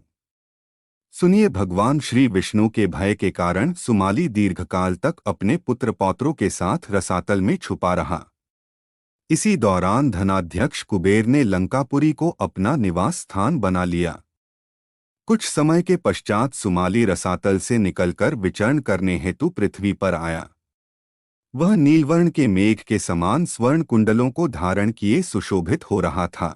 उसकी पुत्री भी उसके साथ कमलरहित लक्ष्मी के समान सुशोभित हो रही थी। पृथ्वी पर विचरण करते हुए उसने कुबेर को अपने पुष्पक विमान में जाते हुए देखा। वह अग्नि के समान परम तेजस्वी थे और वायु मार्ग द्वारा देवताओं के समान अपने पिता पुलस्त्य नंदन विश्रवा से मिलने जा रहे थे। उन्हें जाता देखकर वह परम बुद्धिमान आश्चर्यचकित हो गया और पुन पृथ्वी लोक से रसातल में चला गया। वहां पहुंचकर वह इस तरह सोचने लगा, क्या करने से हमारा भला हो सकता है, हम किस प्रकार उन्नति कर सकते हैं। इस बात पर विचार कर उसने अपनी पुत्री कैकसी से कहा, हे पुत्री, तुम्हारे विवाह का उचित समय अब आ गया है। तुम्हारी युवावस्था का समय बीतता जा रहा है। तुम्हारे न कहने के कारण कोई भी वर तुम्हारा वरण नहीं कर पा रहा है। हम राक्षस धर्म बुद्धि रखने वाले हैं और तुम्हारे लिए योग्य वर की प्राप्ति हेतु चिंतित हैं। तुम सर्वगुण संपन्न साक्षात लक्ष्मी के समान हो। सम्मान वाले प्रत्येक व्यक्ति के लिए पुत्री का पिता होना दुख की बात है, क्योंकि उसको यह नहीं पता होता कि कौन सा तथा कैसा पुरुष उसकी पुत्री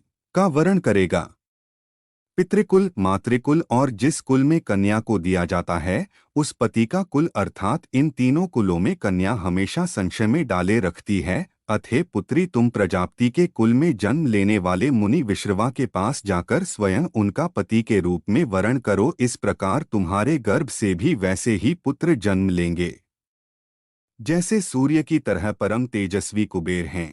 अपने पिता के वचनों को सुनकर एवं उनके गौरव को ध्यान में रखकर वह कन्या उस स्थान पर जा पहुंची जहां मुनिश्रेष्ठ विश्रवा तपस्या करते थे। हे राम, उसी समय पुलस्त्य के पुत्र विश्रवा अग्निहोत्र करने बैठ गए। वह चतुर्थ अग्नि के समान परम तेजस्वी प्रतीत हो रहे थे। पिता के गौरव को ध्यान में रखते हुए कैकसी ने उस दारुण वेला का भी कोई ध्यान नहीं दिया। वह कन्या विश्रवा के समीप जाकर उनके चरणकमलों पर अपनी दृष्टि लगाए और अंगूठे से भूमि पर बार बार रेखाएं खींचने लगी। पूर्ण चंद्र के समान मुख वाली सुंदर कटी प्रदेश तथा अपने तेज से दीप्तिमान उस कन्या को देखकर परम तेजस्वी ऋषि ने कहा, है भद्रे, तुम किसकी पुत्री हो? तुम कहाँ से आई हो और तुम्हारा यहाँ आने का उद्देश्य क्या है शोभने, यह सब मुझे बताओ। मुनि के यह पूछने पर उस कन्या ने कहा, हे मुनिराज, आप अपने मनोबल के प्रभाव से मेरी इच्छा को जान सकते हैं। अतः ब्रह्मर्षि, आप यह अवश्य जान लें कि मैं अपने पिता की आज्ञा के कारण यहाँ पर आई हूँ तथा मेरा नाम कैकसी है। बाकी सब आप स्वयं ही जान लेंगे। यह बात सुनकर मुनि श्रेष्ठ कुछ समय तक ध्यानस्थ रहे। तदुपरांत वह बोले, हे भद्रे, तुम्हारी इच्छा मैंने जान ली है। मतवाले हाथी की चाल जैसी है मंदकती वाली।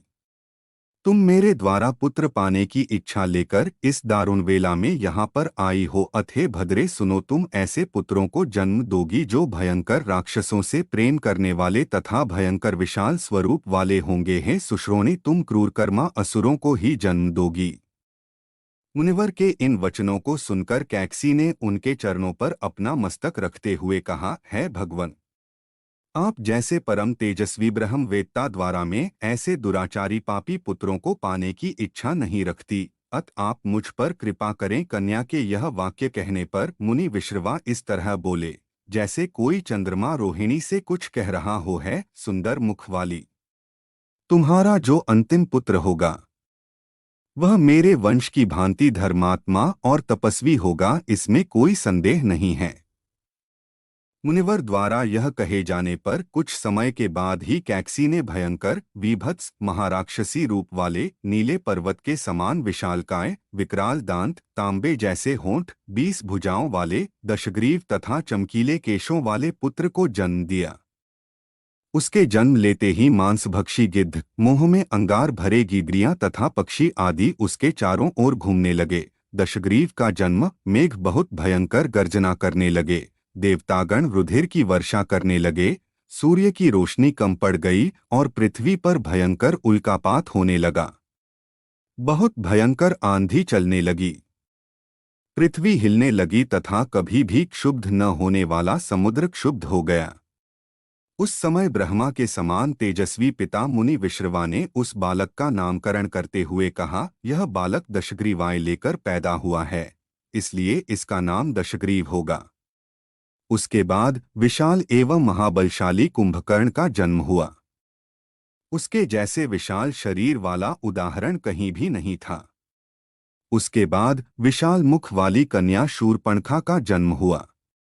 कैकसी के सबसे अंतिम पुत्र विभीषण हुए, जो धर्मात्मा और दयावान थे। उस दयालु महान सत्यवान के जन्म पर आकाश से पुष्पों की वर्षा होने लगी, देवताओं की दुंदुभियां आकाश में बजने लगीं। उसी समय आकाश में साधु साधु की आवाज सुनाई देने लगी। दशग्रीव तथा कुंभकर्ण दोनों ही महाबलशाली एवं परम तेजस्वी राक्षस तीनों लोकों में उद्वेग उत्पन्न करने वाले थे। वह उसी वन में आयुवृद्धि प्राप्त करने लगे। कुंभकर्ण बहुत उन्मादी था। वह भूख से व्याकुल होने के कारण तीनों लोकों में घूमता रहता था और ऋषियों को अपना भोजन बनाता था। विभीषण धर्मात्मा थे। वह स्वाध्यायी, नियताहारी, हमेशा धर्म का पालन करने वाले एवं इंद्रियजित थे। कुछ समय बीत जाने पर धर्मात्मा कुबेर अपने पुष्पक विमान में बैठकर अपने पिता को देखने के लिए वहां आए। उन तेज प्रदीप वाले कुबेर को देखकर कैकसी अपने बड़े पुत्र दशग्रीव के पास पहुंचकर बोली, हे पुत्र, तुम अपने परम तेजस्वी भाई वैश्रवण की तरफ देखो। भाई होने के कारण तुम्हें भी इन्हीं की तरह होना चाहिए, परंतु तुम अपने को देखो कि तुम्हारी अवस्था किस प्रकार की है। तुम मेरे पुत्र हो, अतः तुम्हें भी घोर परिश्रम करना चाहिए ताकि कुबेर के समान बन जाओ। माँ के इन वाक्यों को सुनकर दशग्रीव को बहुत बुरा लगा। उसी क्षण उसने प्रतिज्ञा करते हुए कहा, माँ, मैं तुम्हारे सामने सच्ची प्रतिज्ञा करके कहता, अपने भाई के समान बल्कि उससे बढ़कर परम तेजस्वी और ऐश्वर्यशाली बनूंगा। मैं अपनी सभी मनोकामनाओं को पोर तपस्या करके पूरा करूंगा। यह प्रतिज्ञा करके वह अभीष्ट सिद्धि के लिए गोकर्ण के पवित्र आश्रम पर चला गया। उस महापराक्रमी परम तेजस्वी दशग्रीव ने अपने भाइयों के साथ घोर तपस्या करना प्रारंभ कर दिया। इसके द्वारा उन्होंने परमपिता ब्रह्मा को संतुष्ट तथा प्रसन्न कर लिया। इससे खुश होकर ब्रह्मा जी ने उन्हें वर विजय लाभ के वरदान प्रदान किए। कुंभकर्ण द्वारा घोर तप। यह कथा सुन भगवान रामचंद्र जी ने अगस्त्य मुनि से कहा, हे ब्राह्मण, वह तीनों भाई जो महाबली थे, उन्होंने वन में किस प्रकार तपस्या की थी। तब प्रसन्नचित्त वाले अगस्त्य मुनि ने श्री राम से कहा, उन तीनों महाबली भाइयों ने अलग अलग धर्म विधियों का आश्रय लिया था। कुंभकर्ण ग्रीष्म ऋतु में पंचाग्नि में प्रतिदिन धर्म पथ पर आरूढ़ रहकर तपने लगा। वह शीतकाल में पानी के भीतर बैठा रहता था। वर्षा ऋतु में वीरासन में बैठा हुआ मेघों के पानी में भीगता रहता था। इस प्रकार धर्म मार्ग पर स्थित रहकर सतपथ पर चलते हुए उसने 10 वर्षों तक घोर तपस्या की। धर्मात्मा विभीषण ने पवित्र धर्मप्रायण रहकर 5 वर्षों तक एक पांव पर खड़े रहकर तपस्या की। उनका नियम पूर्ण हो जाने पर आकाश से पुष्पों की वर्षा होने लगी और अप्सराएं नृत्य करने लगीं। सभी देवतागण उनकी स्तुति करने लगे। इसके पश्चात उन्होंने अपनी दोनों बाहों और मुंह को ऊपर उठाकर स्वाध्याय एवं धैर्यपूर्वक 5 सहस्र वर्षों तक सूर्यदेव की आराधना की। इस प्रकार उन्होंने अपनी तपस्या के सहस्र 10 वर्ष स्वर्ग के नंदन वन में रहने के समान बिता दिया। रावण को कई वरदान। रावण ने 10 सहस्र 10 वर्षों तक निराहार रहते हुए कड़ी तपस्या की। रावण प्रत्येक वर्ष के पूरा हो जाने पर अपना एक मस्तक काटकर अग्नि को होम कर देता था। इस प्रकार एक एक करके 9000 वर्ष बीत गए तथा रावण ने अपने 9 मस्तक अग्नि देवता को भेंट कर दिए। 10,000वें वर्ष के पूरा होने पर जब वह अपना 10वां मस्तक काटकर अग्नि को भेंट चढ़ाने लगा, तभी वहां पितामह ब्रह्माजी अवतरित हुए। अन्य देवताओं सहित पितामह ने अत्यंत प्रसन्न होकर रावण से कहा, है दशग्रीव, मैं तुम पर अत्यंत प्रसन्न हूँ। हे धर्मज्ञ, तुम जो वर मांगना चाहते हो वह शीघ्र ही मांग लो। तुम बोलो कि मैं तुम्हारी किस इच्छा को पूरी करूं, तुम्हारी तपस्या व्यर्थ नहीं जाएगी। यह वचन सुनकर रावण की अंतरात्मा प्रसन्न हो गई। रावण ने अपना मस्तक झुकाकर पितामह को प्रणाम करते हुए गदगद वाणी में हर्ष के साथ कहा, है पितामह, प्राणियों को मृत्यु के अलावा कोई अन्य भय नहीं होता। आत्म में अमर होने का वर पाना चाहता हूँ, क्योंकि मृत्यु की तरह कोई दूसरा भयानक शत्रु नहीं है। रावण के यह कहने पर पितामह उससे इस प्रकार बोले, भी अमर होने का वरदान नहीं दिया जाता। आथ तुम कोई अन्य वरदान मांगो हे राम। ब्रह्मा जी के यह कहने पर दशानन ने अपने दोनों हाथ जोड़ते हुए कहा, हे सनातन प्रजापति, नाग, गरुड़, पक्ष, दानव, दैत्य, राक्षस तथा देवताओं के लिए मैं अवध्य हो जाऊं, अर्थात वह मेरा वध न कर पाएं। हे देव पूजित, मुझे औरों की परवाह नहीं है। मनुष्य आदि प्राणियों को तो मैं तिनके के समान समझता हूँ। धर्मात्मा राक्षस दशानन के यह कहने पर अन्य देवताओं सहित ब्रह्माजी बोले, है राक्षसराज, तुमने जो वर मांगा है वह पूर्ण होगा। है राम। यह कहने के बाद ब्रह्माजी ने दशानन से कहा, है निष्पाप, मैं तुमसे अत्यंत प्रसन्न होकर यह वरदान भी प्रदान करता हूँ कि तुमने अपने जिन 9 मस्तकों को अग्नि में होम कर दिए हैं वे सब मस्तक पुनः पूर्ववत हो जाएंगे। हे सौम्य, इसके अलावा मैं तुम्हें एक अन्य दुर्लभ वरदान प्रदान करता हूँ। तुम अपने मन में जैसा भी रूप चाहोगे वही रूप धारण कर सकोगे। पितामह के यह कहते ही रावण के वे 9 सिर जो उसने अग्नि में होम कर दिए थे पुनः प्रकट हो गए हैं। राम ब्रह्माजी दशानन से यह कहने के उपरांत विभीषण के पास जा पहुँचे और इस प्रकार बोले, हे वत्स विभीषण, तुम्हारा ध्यान तो धर्म के कार्यों में लगा रहता है धर्मात्मन, है सुव्रति, में तुमसे प्रसन्न हूँ।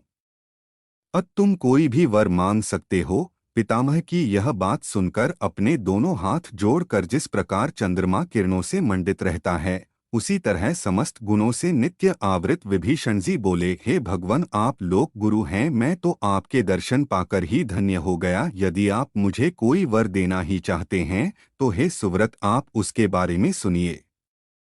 बड़ी से बड़ी मुश्किल आने पर भी मेरी बुद्धि धर्म के कार्यों में ही लगी रहे।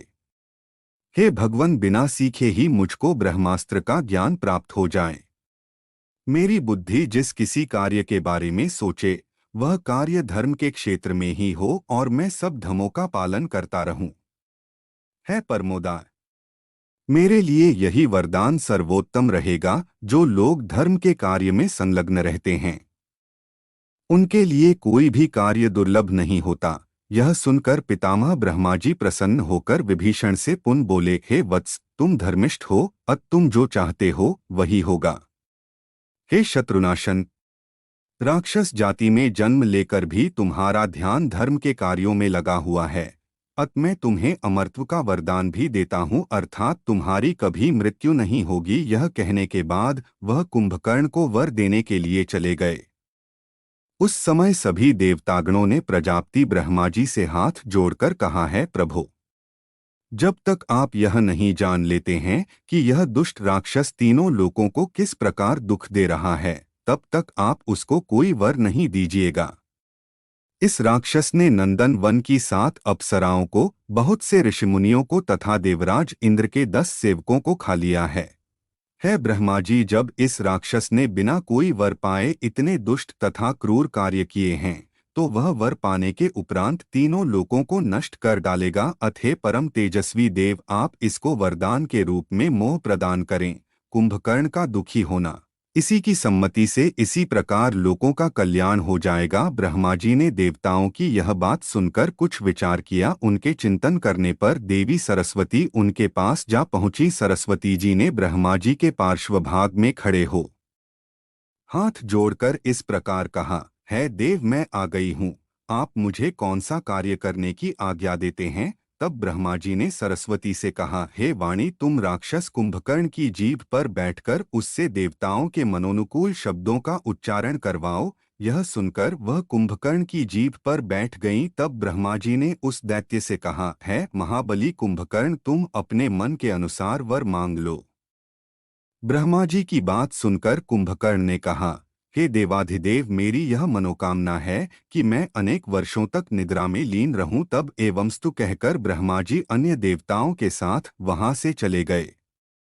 उसके बाद सरस्वती ने कुंभकर्ण को छोड़ दिया। जब सरस्वती कुंभकर्ण को मुक्त कर चली गई तो वह दुखी होकर इस प्रकार चिंता करने लगा, मेरे मुख से ऐसे वचन कैसे निकल गए? संभवत ब्रह्मा जी के साथ आए अन्य देवताओं ने मुझे भ्रम में डाल दिया था। इस प्रकार वह तीनों भाई ब्रह्मा जी से वरदान प्राप्त करने के पश्चात श्लेषमांतक वन अर्थात लसौड़े के जंगल में चले गए और वहां सुखपूर्वक आवास करने लगे।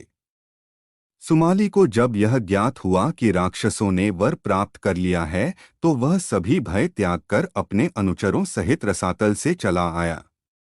उस राक्षस के चारों ओर सचिव, प्रहस्त, मारीच, महोदर तथा विरूपाक्ष रसातल से बाहर निकल आए। महाबलियों और सचिवों से घिरा हुआ सुमाली दशानन के पास गया तथा उसको अपने गले से लगाकर बोला, हे वत्स, यह बहुत प्रसन्नता की बात है कि तुमने त्रिभुवन श्रेष्ठ ब्रह्मा जी से चिरकालीन वांछित मनोरथ वाला वरदान प्राप्त कर लिया। जिस विष्णु के भय के कारण हम सभी राक्षस अपनी लंका नगरी को छोड़कर रसातल में चले गए थे, वह भय अब दूर हो गया है महाबाहो।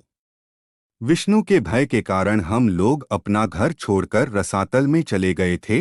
यह लंका नगरी जिसमें अब तुम्हारे महावीर बुद्धिमान भाई कुबेर रह रहे हैं, वहां पर पहले हम राक्षस ही रह रहे थे। हे महाबाहो, यदि लंका को साम दान या बलपूर्वक वापस लिया जा सके तो हमारी आकांक्षा एवं इच्छाएं पूर्ण होंगी। हे तात, तुम ही लंका के स्वामी बनोगे, इसमें कोई संदेह नहीं है, क्योंकि तुमने ही डूबे हुए राक्षस वंश को विनाश से उबारा है महाबली, तुम ही सबके स्वामी बनोगे। यह सुनकर दशानन ने अपने पास खड़े नानाजी से इस प्रकार कहा, धनाध्यक्ष कुबेर हमारे बड़े भाई हैं, अत उनके विषय में आपको ऐसी बात नहीं करनी चाहिए। रावण से इस प्रकार का कोरा जवाब पाकर सुमाली रावण के मन की बात समझकर चुप हो गया। कुछ समय के पश्चात उसी स्थान पर रहते हुए दशानन से सुमाली के मंत्री प्रहस्त ने विनम्रता पूर्वक यह बात कही, है महाबाहु दशग्रीव, आपने जो अपने नाना से कहा, आपको वैसा नहीं कहना चाहिए था, क्योंकि महाबली पुरुषों में भ्रातृभाव का निर्वाह नहीं किया जाता। आप मेरी बात सुनिए, अदिति और दिति दोनों ही सगी बहनें हैं तथा यह दोनों सुंदरियां महर्षि कश्यप प्रजापति की पत्नियां हैं। अदिति ने तीनों लोकों के देवताओं को जन्म दिया तथा दिति ने दैत्यों को जन्म दिया है। इस प्रकार दैत्य और देवता दोनों ही महर्षि कश्यप के पुत्र हैं। हे धर्मज्ञ, समुद्र, पर्वत, वन से भरी हुई यह संपूर्ण धरती दैत्यों के ही अधिकार में थी, क्योंकि वे बहुत बलशाली थे। लेकिन शक्तिशाली विष्णु ने उन राक्षसों को युद्ध क्षेत्र में मारकर तीनों लोकों का राज्य देवताओं के अधिकार में दे दिया। इस प्रकार का विपरीत व्यवहार केवल आप ही नहीं करेंगे, देवताओं और दैत्यों ने ऐसे कार्य पहले भी किए हैं। अत आपको मेरी सलाह मान लेनी चाहिए। दशानन की अंतरात्मा प्रहस्त के यह कहने पर प्रसन्न हो उठी। कुछ समय विचार करने के बाद उसने कहा, ऐसा ही होगा। इसके पश्चात दशग्रीव सभी राक्षसों के साथ प्रसन्नतापूर्वक उस वन में जा पहुंचा। दशानन का संदेश रावण त्रिकूट पर्वत पर पहुंचकर रुक गया तथा उसने प्रहस्त को अपना दूत बनाकर भेजने का दृढ़ निश्चय किया।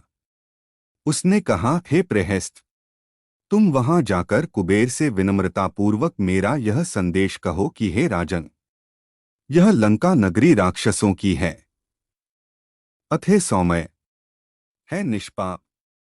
आपका इस स्थान पर निवास करना उचित नहीं है। हे अतुल पराक्रमी, यदि आप सब यह स्थान हम लोगों को वापस कर दें तो हमें बड़ी प्रसन्नता होगी। आपका यह कार्य धर्म का पालन करना सिद्ध होगा। प्रहस्त नाम का वह राक्षस कुबेर की उस लंकापुरी में गया तथा उनसे अत्यंत उदार वाणी में बोला, हे उत्तमव्रती, है महाबली, है समस्त शस्त्रधारियों में सर्वश्रेष्ठ, आपके भाई दशग्रीव ने मुझे आपके पास भेजा है।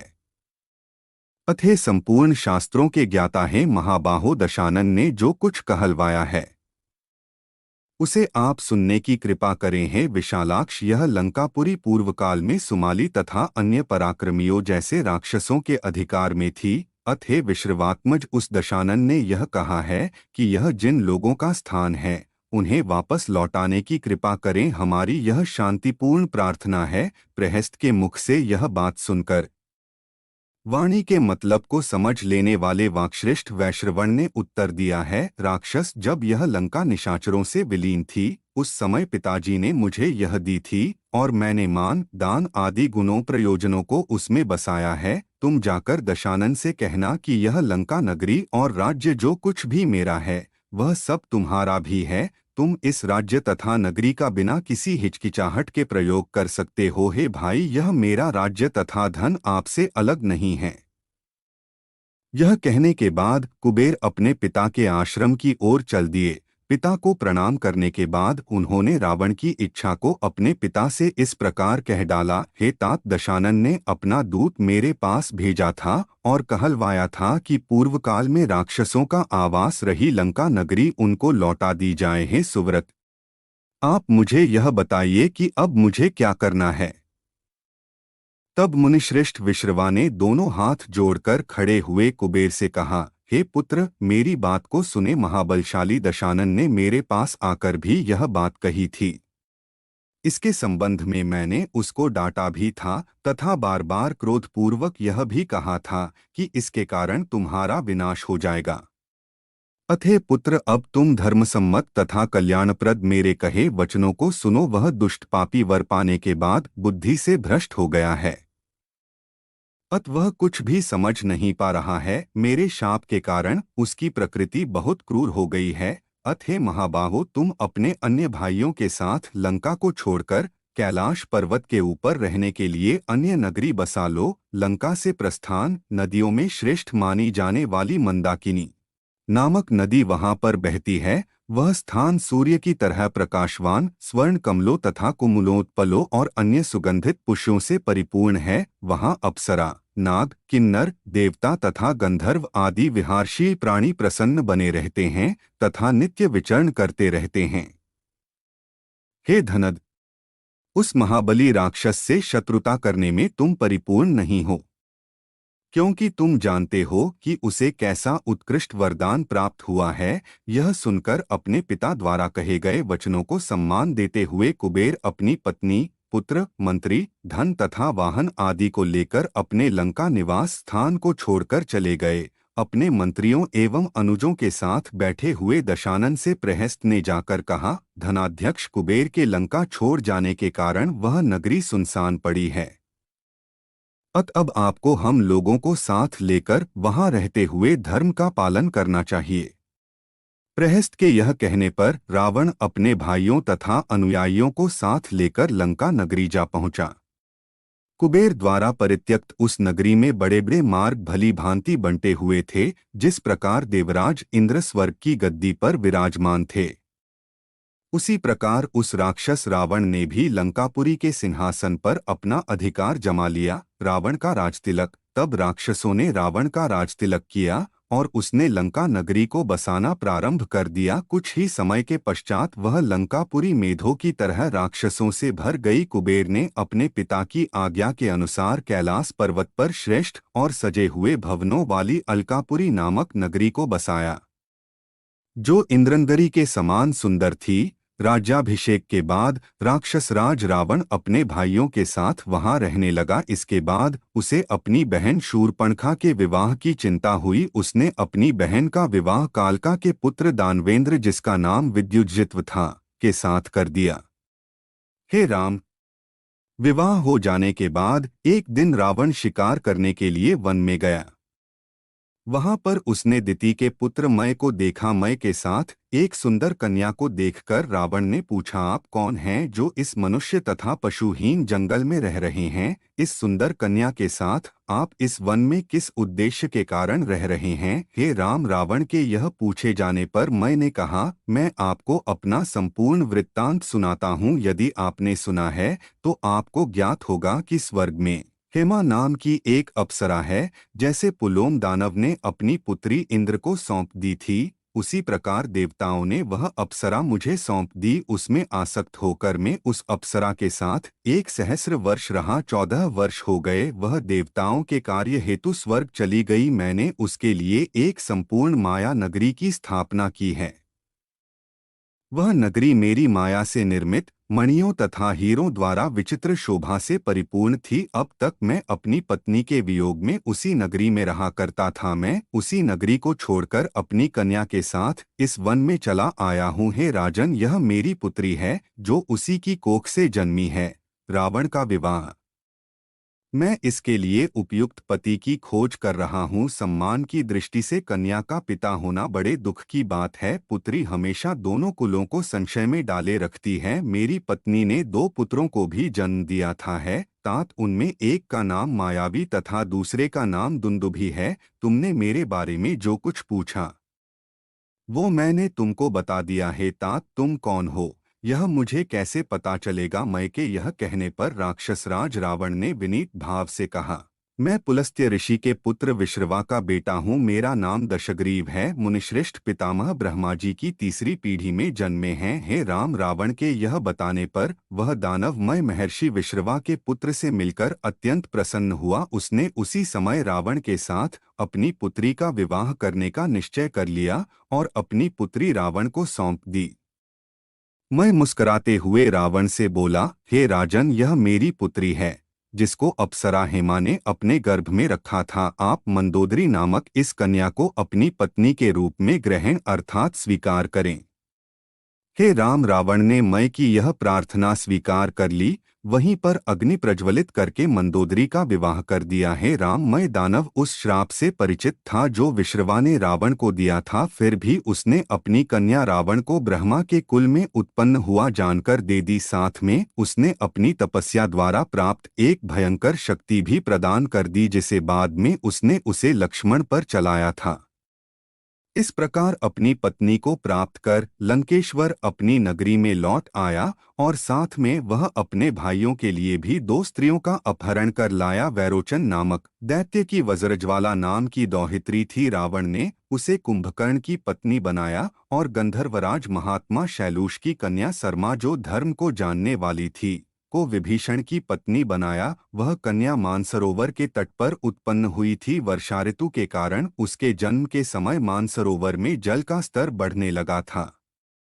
उसकी माता ने उस समय अपनी पुत्री को रोता हुआ देखकर मानसरोवर से यह कहना चाहा, सरोमा वर्धयस्व, अर्थात हे सरोवर, तुम अपने जल का स्तर मत बढ़ाओ। लेकिन वह जल्दी में सरहमा कह गई, इसीलिए उसका नाम सरमा पड़ गया। वे तीनों भाई अपनी पत्नियों के साथ कुशलतापूर्वक रहने लगे। जैसे गंधर्व नंदन वन में विहार करते थे, उसी तरह वह तीनों भाई भी लंकानगरी में अपनी पत्नियों के साथ विहार करने लगे। इसके पश्चात मंदोदरी ने पुत्र मेघनाद को जन्म दिया, जिसको हम सब इंद्रजीत के नाम से भी जानते हैं। रावण के उस पुत्र ने जन्म लेने के साथ ही बादलों के समान भयंकर शब्द किया था। हे राघव, उस आवाज को सुनकर संपूर्ण लंकापुरी स्तब्ध हो गई। तब उसके पिता रावण ने स्वयं ही उसका नाम मेघनाद रख दिया। हे राम, रावण का वह बालक रावण के सुंदर अंतपुर में बढ़ने लगा। रावण का वह पुत्र श्रेष्ठ स्त्रियों से इस प्रकार सुरक्षित रहता था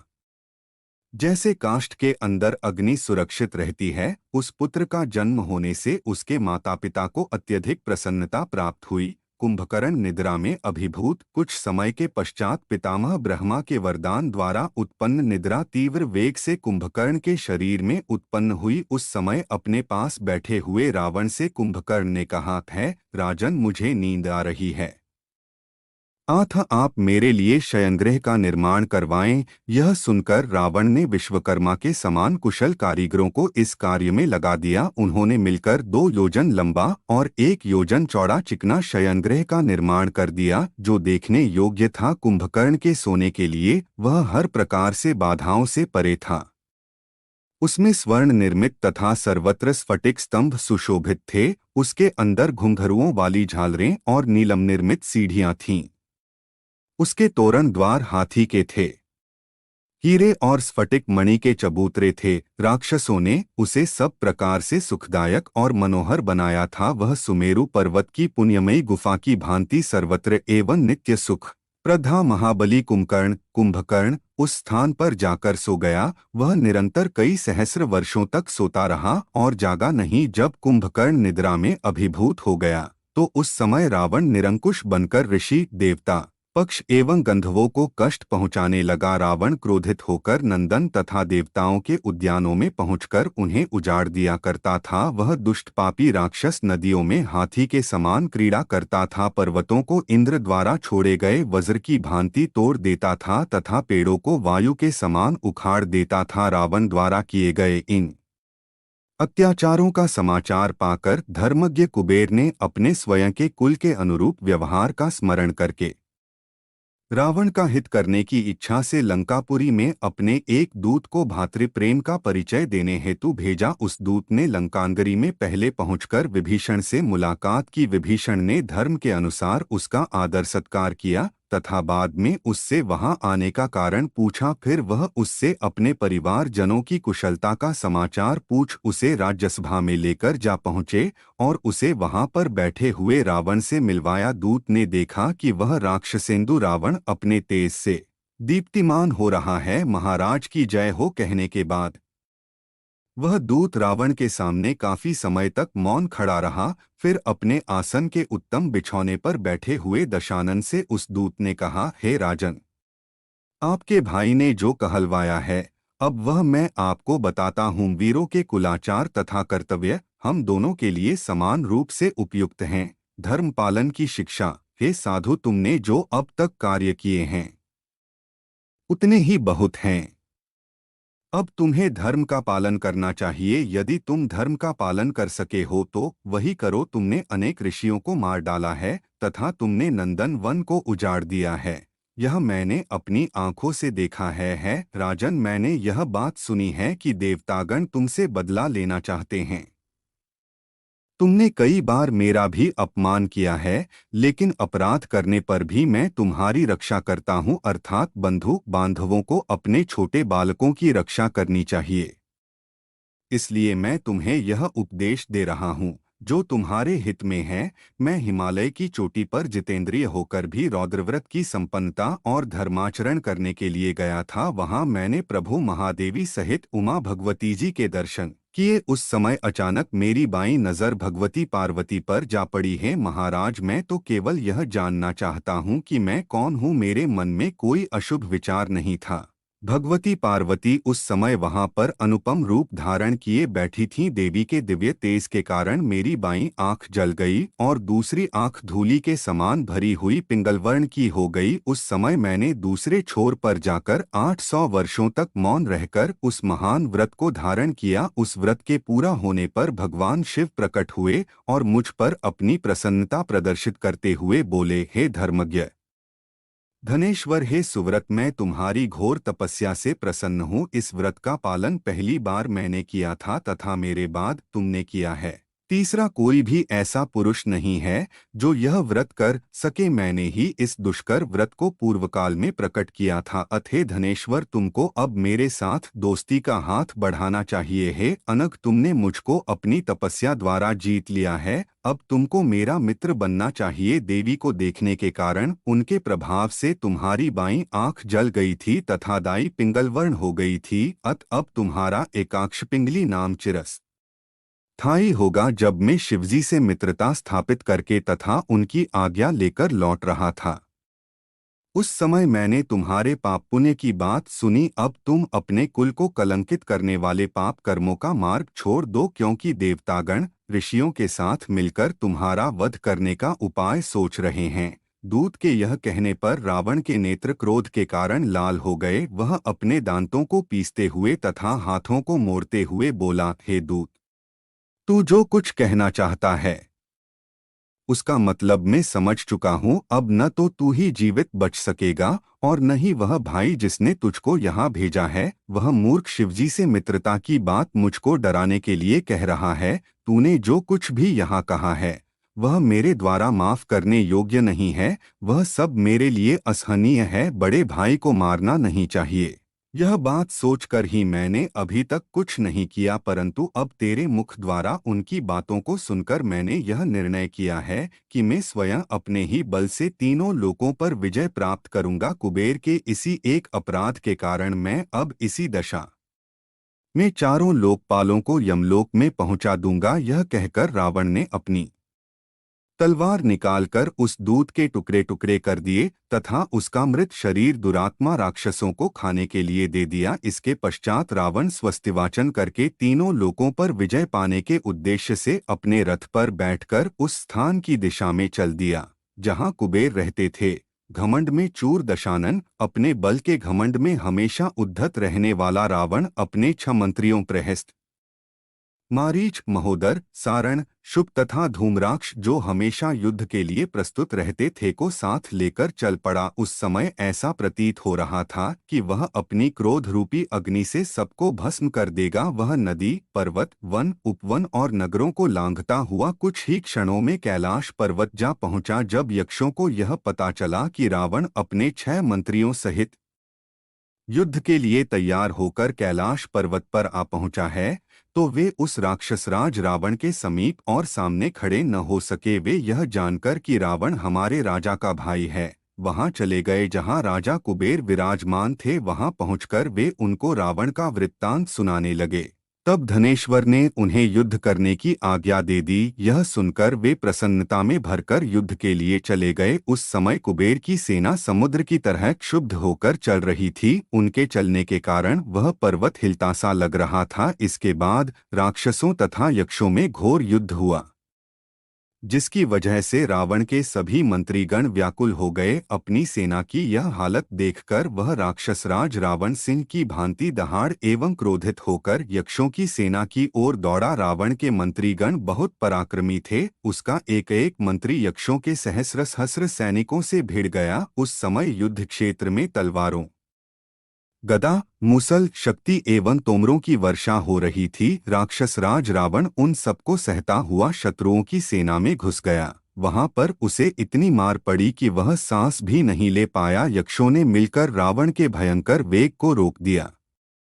शत्रुओं का आघात होने पर भी रावण को उसी प्रकार कोई कष्ट का अनुभव नहीं हुआ। जिस प्रकार बादलों द्वारा भारी वर्षा करने पर भी पर्वत वहीं खड़ा रहता है, उस महाबलशाली पराक्रमी रावण ने अपनी कालदंड तुल्य गदा उठाकर यक्ष सैनिकों को एक एक करके यमलोक भेजना प्रारंभ कर दिया। जिस प्रकार वायु से सूखे ईंधन में अग्नि फैलती है, उसी प्रकार रावण ने तिनकों की तरह फैली यक्षों की सेना को जलाना प्रारंभ कर दिया। जिस तरह वायु मेघों को उड़ा ले जाती है, उसी प्रकार रावण के महामात्यों ने यक्षों की सेना का संहार कर दिया। इस प्रकार यक्ष बहुत कम संख्या में शेष बचे। अनेक यक्ष अपने प्राण गंवाकर युद्ध क्षेत्र में धराशायी हो गए और अनेक अपने होठों को दांतों से दबाए क्रोधित होकर खड़े रहे। कुछ सैनिकों के शस्त्र टूट गए और वे थककर एक दूसरे से लिपट कर रह गए। उसके बाद युद्ध क्षेत्र में उसी प्रकार गिर पड़े। जिस तरह जल के बहाव के कारण किनारे ध्वस्त हो जाते हैं, मृत्यु पाने के बाद स्वर्ग को जाते हुए युद्ध करते हुए और युद्ध क्षेत्र से दौड़ते हुए राक्षसों को देखने के लिए आकाश में ऋषियों के समूह इस प्रकार छा गए कि वहां खड़े होने के लिए जगह तक नहीं रही। महाबली यक्षराज कुबेर ने यक्षों को युद्ध क्षेत्र से भागता देखकर अत्यधिक महाबली यक्षों को युद्ध क्षेत्र में लड़ने के लिए भेजा। हे राम, इसी समय कुबेर द्वारा भेजा गया संयोध कंटक नामक महाबली एवं पराक्रमी यक्ष युद्ध क्षेत्र में जा पहुंचा। उसके साथ बहुत से सैनिक तथा वाहन भी थे। उसने युद्ध क्षेत्र में आते ही विष्णु की तरह मारीच पर चक्र से प्रहार किया। उसके आघात के कारण वह राक्षस पर्वत से उसी प्रकार गिर पड़ा जिस तरह एक क्षीण ग्रह पृथ्वी पर गिर जाता है। 2 घड़ी विश्राम करने के बाद वह राक्षस पुनः होश में आकर युद्ध क्षेत्र में आ गया, जिसे देख वह यक्ष भाग खड़ा हुआ। रावण ने उस कुबेरपुरी में जिसके दरवाजे में नीलम और चांदी जड़े हुए थे तथा जहां द्वारपालों का पहरा था, प्रवेश किया। हे राजन, जब वह राक्षसराज दशग्रीव उस दरवाजे के भीतर प्रवेश करने लगा तो उसे सूर्यभानु नामक द्वारपाल ने रोका, लेकिन जब वह राक्षस रोकने पर भी नहीं रुका तो हे राम, उस द्वारपाल यक्ष ने एक खंबे को उखाड़कर रावण के ऊपर दे मारा। इस कारण उसके शरीर से रक्त इस प्रकार बहने लगा जिस तरह किसी पर्वत से गेरू मिले जल का झरना बह रहा हो। पर्वत के सपान उस खंबे के प्रहार से भी उस राक्षस रावण को कुछ नहीं हुआ। यह सब ब्रह्मा जी के वरदान का परिणाम था। इसके पश्चात रावण ने उसी खंबे से उस द्वारपाल यक्ष को मारा, जिसके कारण उसका शरीर चूर चूर हो गया और उसका चेहरा तक दिखाई नहीं दिया। रावण के इस परम पराक्रम को देखकर यक्षगण भाग गए। कुछ यक्ष भय के कारण नदी में कूद पड़े तथा कुछ पर्वतों की गुफाओं में जा छिपे। सभी ने अपने अस्त्र शस्त्र त्याग दिए। उनके मुख की कांति फीकी पड़ गई तथा उनका शरीर शिथिल एवं कमजोर हो गया। यक्षों में घमासान युद्ध। कुबेर ने जब यह देखा कि सहस्र यक्ष भयभीत होकर भाग रहे हैं तो उन्होंने माणिभद्र नामक यक्ष से कहा, है यक्षराज, पापी और दुर्वृत्त रावण को मारकर तुम वीरश्रेष्ठ यक्षों की रक्षा करो। धनाध्यक्ष के यह कहने पर दुर्जय माणिभद्र 4 सहस्र यक्षों की सेना लेकर युद्ध क्षेत्र में जा पहुंचा। वे सभी यक्षश्रेष्ठ गदा, प्रास, मूसल, शक्ति, तोमर और मुदगरों का प्रहार करते हुए राक्षसों की सेना पर टूट पड़े। वे गंभीर युद्ध करते हुए बांस की तरह युद्ध क्षेत्र में चारों ओर मंडराने लगे। उनमें से कोई कहता था कि मैं पीछे हटूंगा नहीं, मैं युद्ध करना चाहता हूं, तथा कोई कहता था अपने हथियार मुझे दे दो। ऐसे भयंकर युद्ध को देखकर ब्रह्मा जी, देवतागण, ऋषिगण तथा गंधर्व आदि भी अत्यंत आश्चर्यचकित रह गए। प्रहस्त नाम के राक्षस ने 1000 यक्षों को मार डाला। महोदर राक्षस ने 1000 यक्षश्रेष्ठों को यमलोक पहुंचा दिया है। राजन, मारीच नामक राक्षस ने पलक झपकते ही 2 सहस्र श्रेष्ठ यक्ष योद्धाओं को मार डाला। हे पुरुष सिंह, कहाँ तो यक्षों का सामान्य युद्ध और कहाँ यह राक्षसों का माया युद्ध। अत वे राक्षस अपनी माया शक्ति के कारण यक्ष योद्धाओं से अधिक शक्तिशाली सिद्ध हुए। इस भयंकर महायुद्ध में धूम्राक्ष राक्षस ने क्रोध में आकर माणिभद्र की छाती पर मूसल से गहरा प्रहार किया, लेकिन वह उससे तनिक विचलित नहीं हुए। इसके बाद माणिभद्र ने अपनी गदा उठाकर घुमाते हुए धूम्राक्ष के मस्तक पर दे मारी, जिसके प्रहार से वह व्याकुल होकर पृथ्वी पर गिर पड़ा। धूम्राक्ष को गदा का प्रहार खाकर पृथ्वी पर खून से लथपथ गिरा देखकर वह दशग्रीव रावण क्रोधित हो उठा। उसने माणिभद्र पर धावा बोल दिया। रावण को क्रोध से आग बबूला देखकर माणिभद्र ने रावण के ऊपर 3 घोर शक्तियों का गहरा आघात किया। उस प्रहार की चोट खाकर रावण ने युद्ध क्षेत्र में माणिभद्र के मुकुट पर गहरा प्रहार किया, जिसके कारण उसका मुकुट खिसककर एक तरफ हो गया।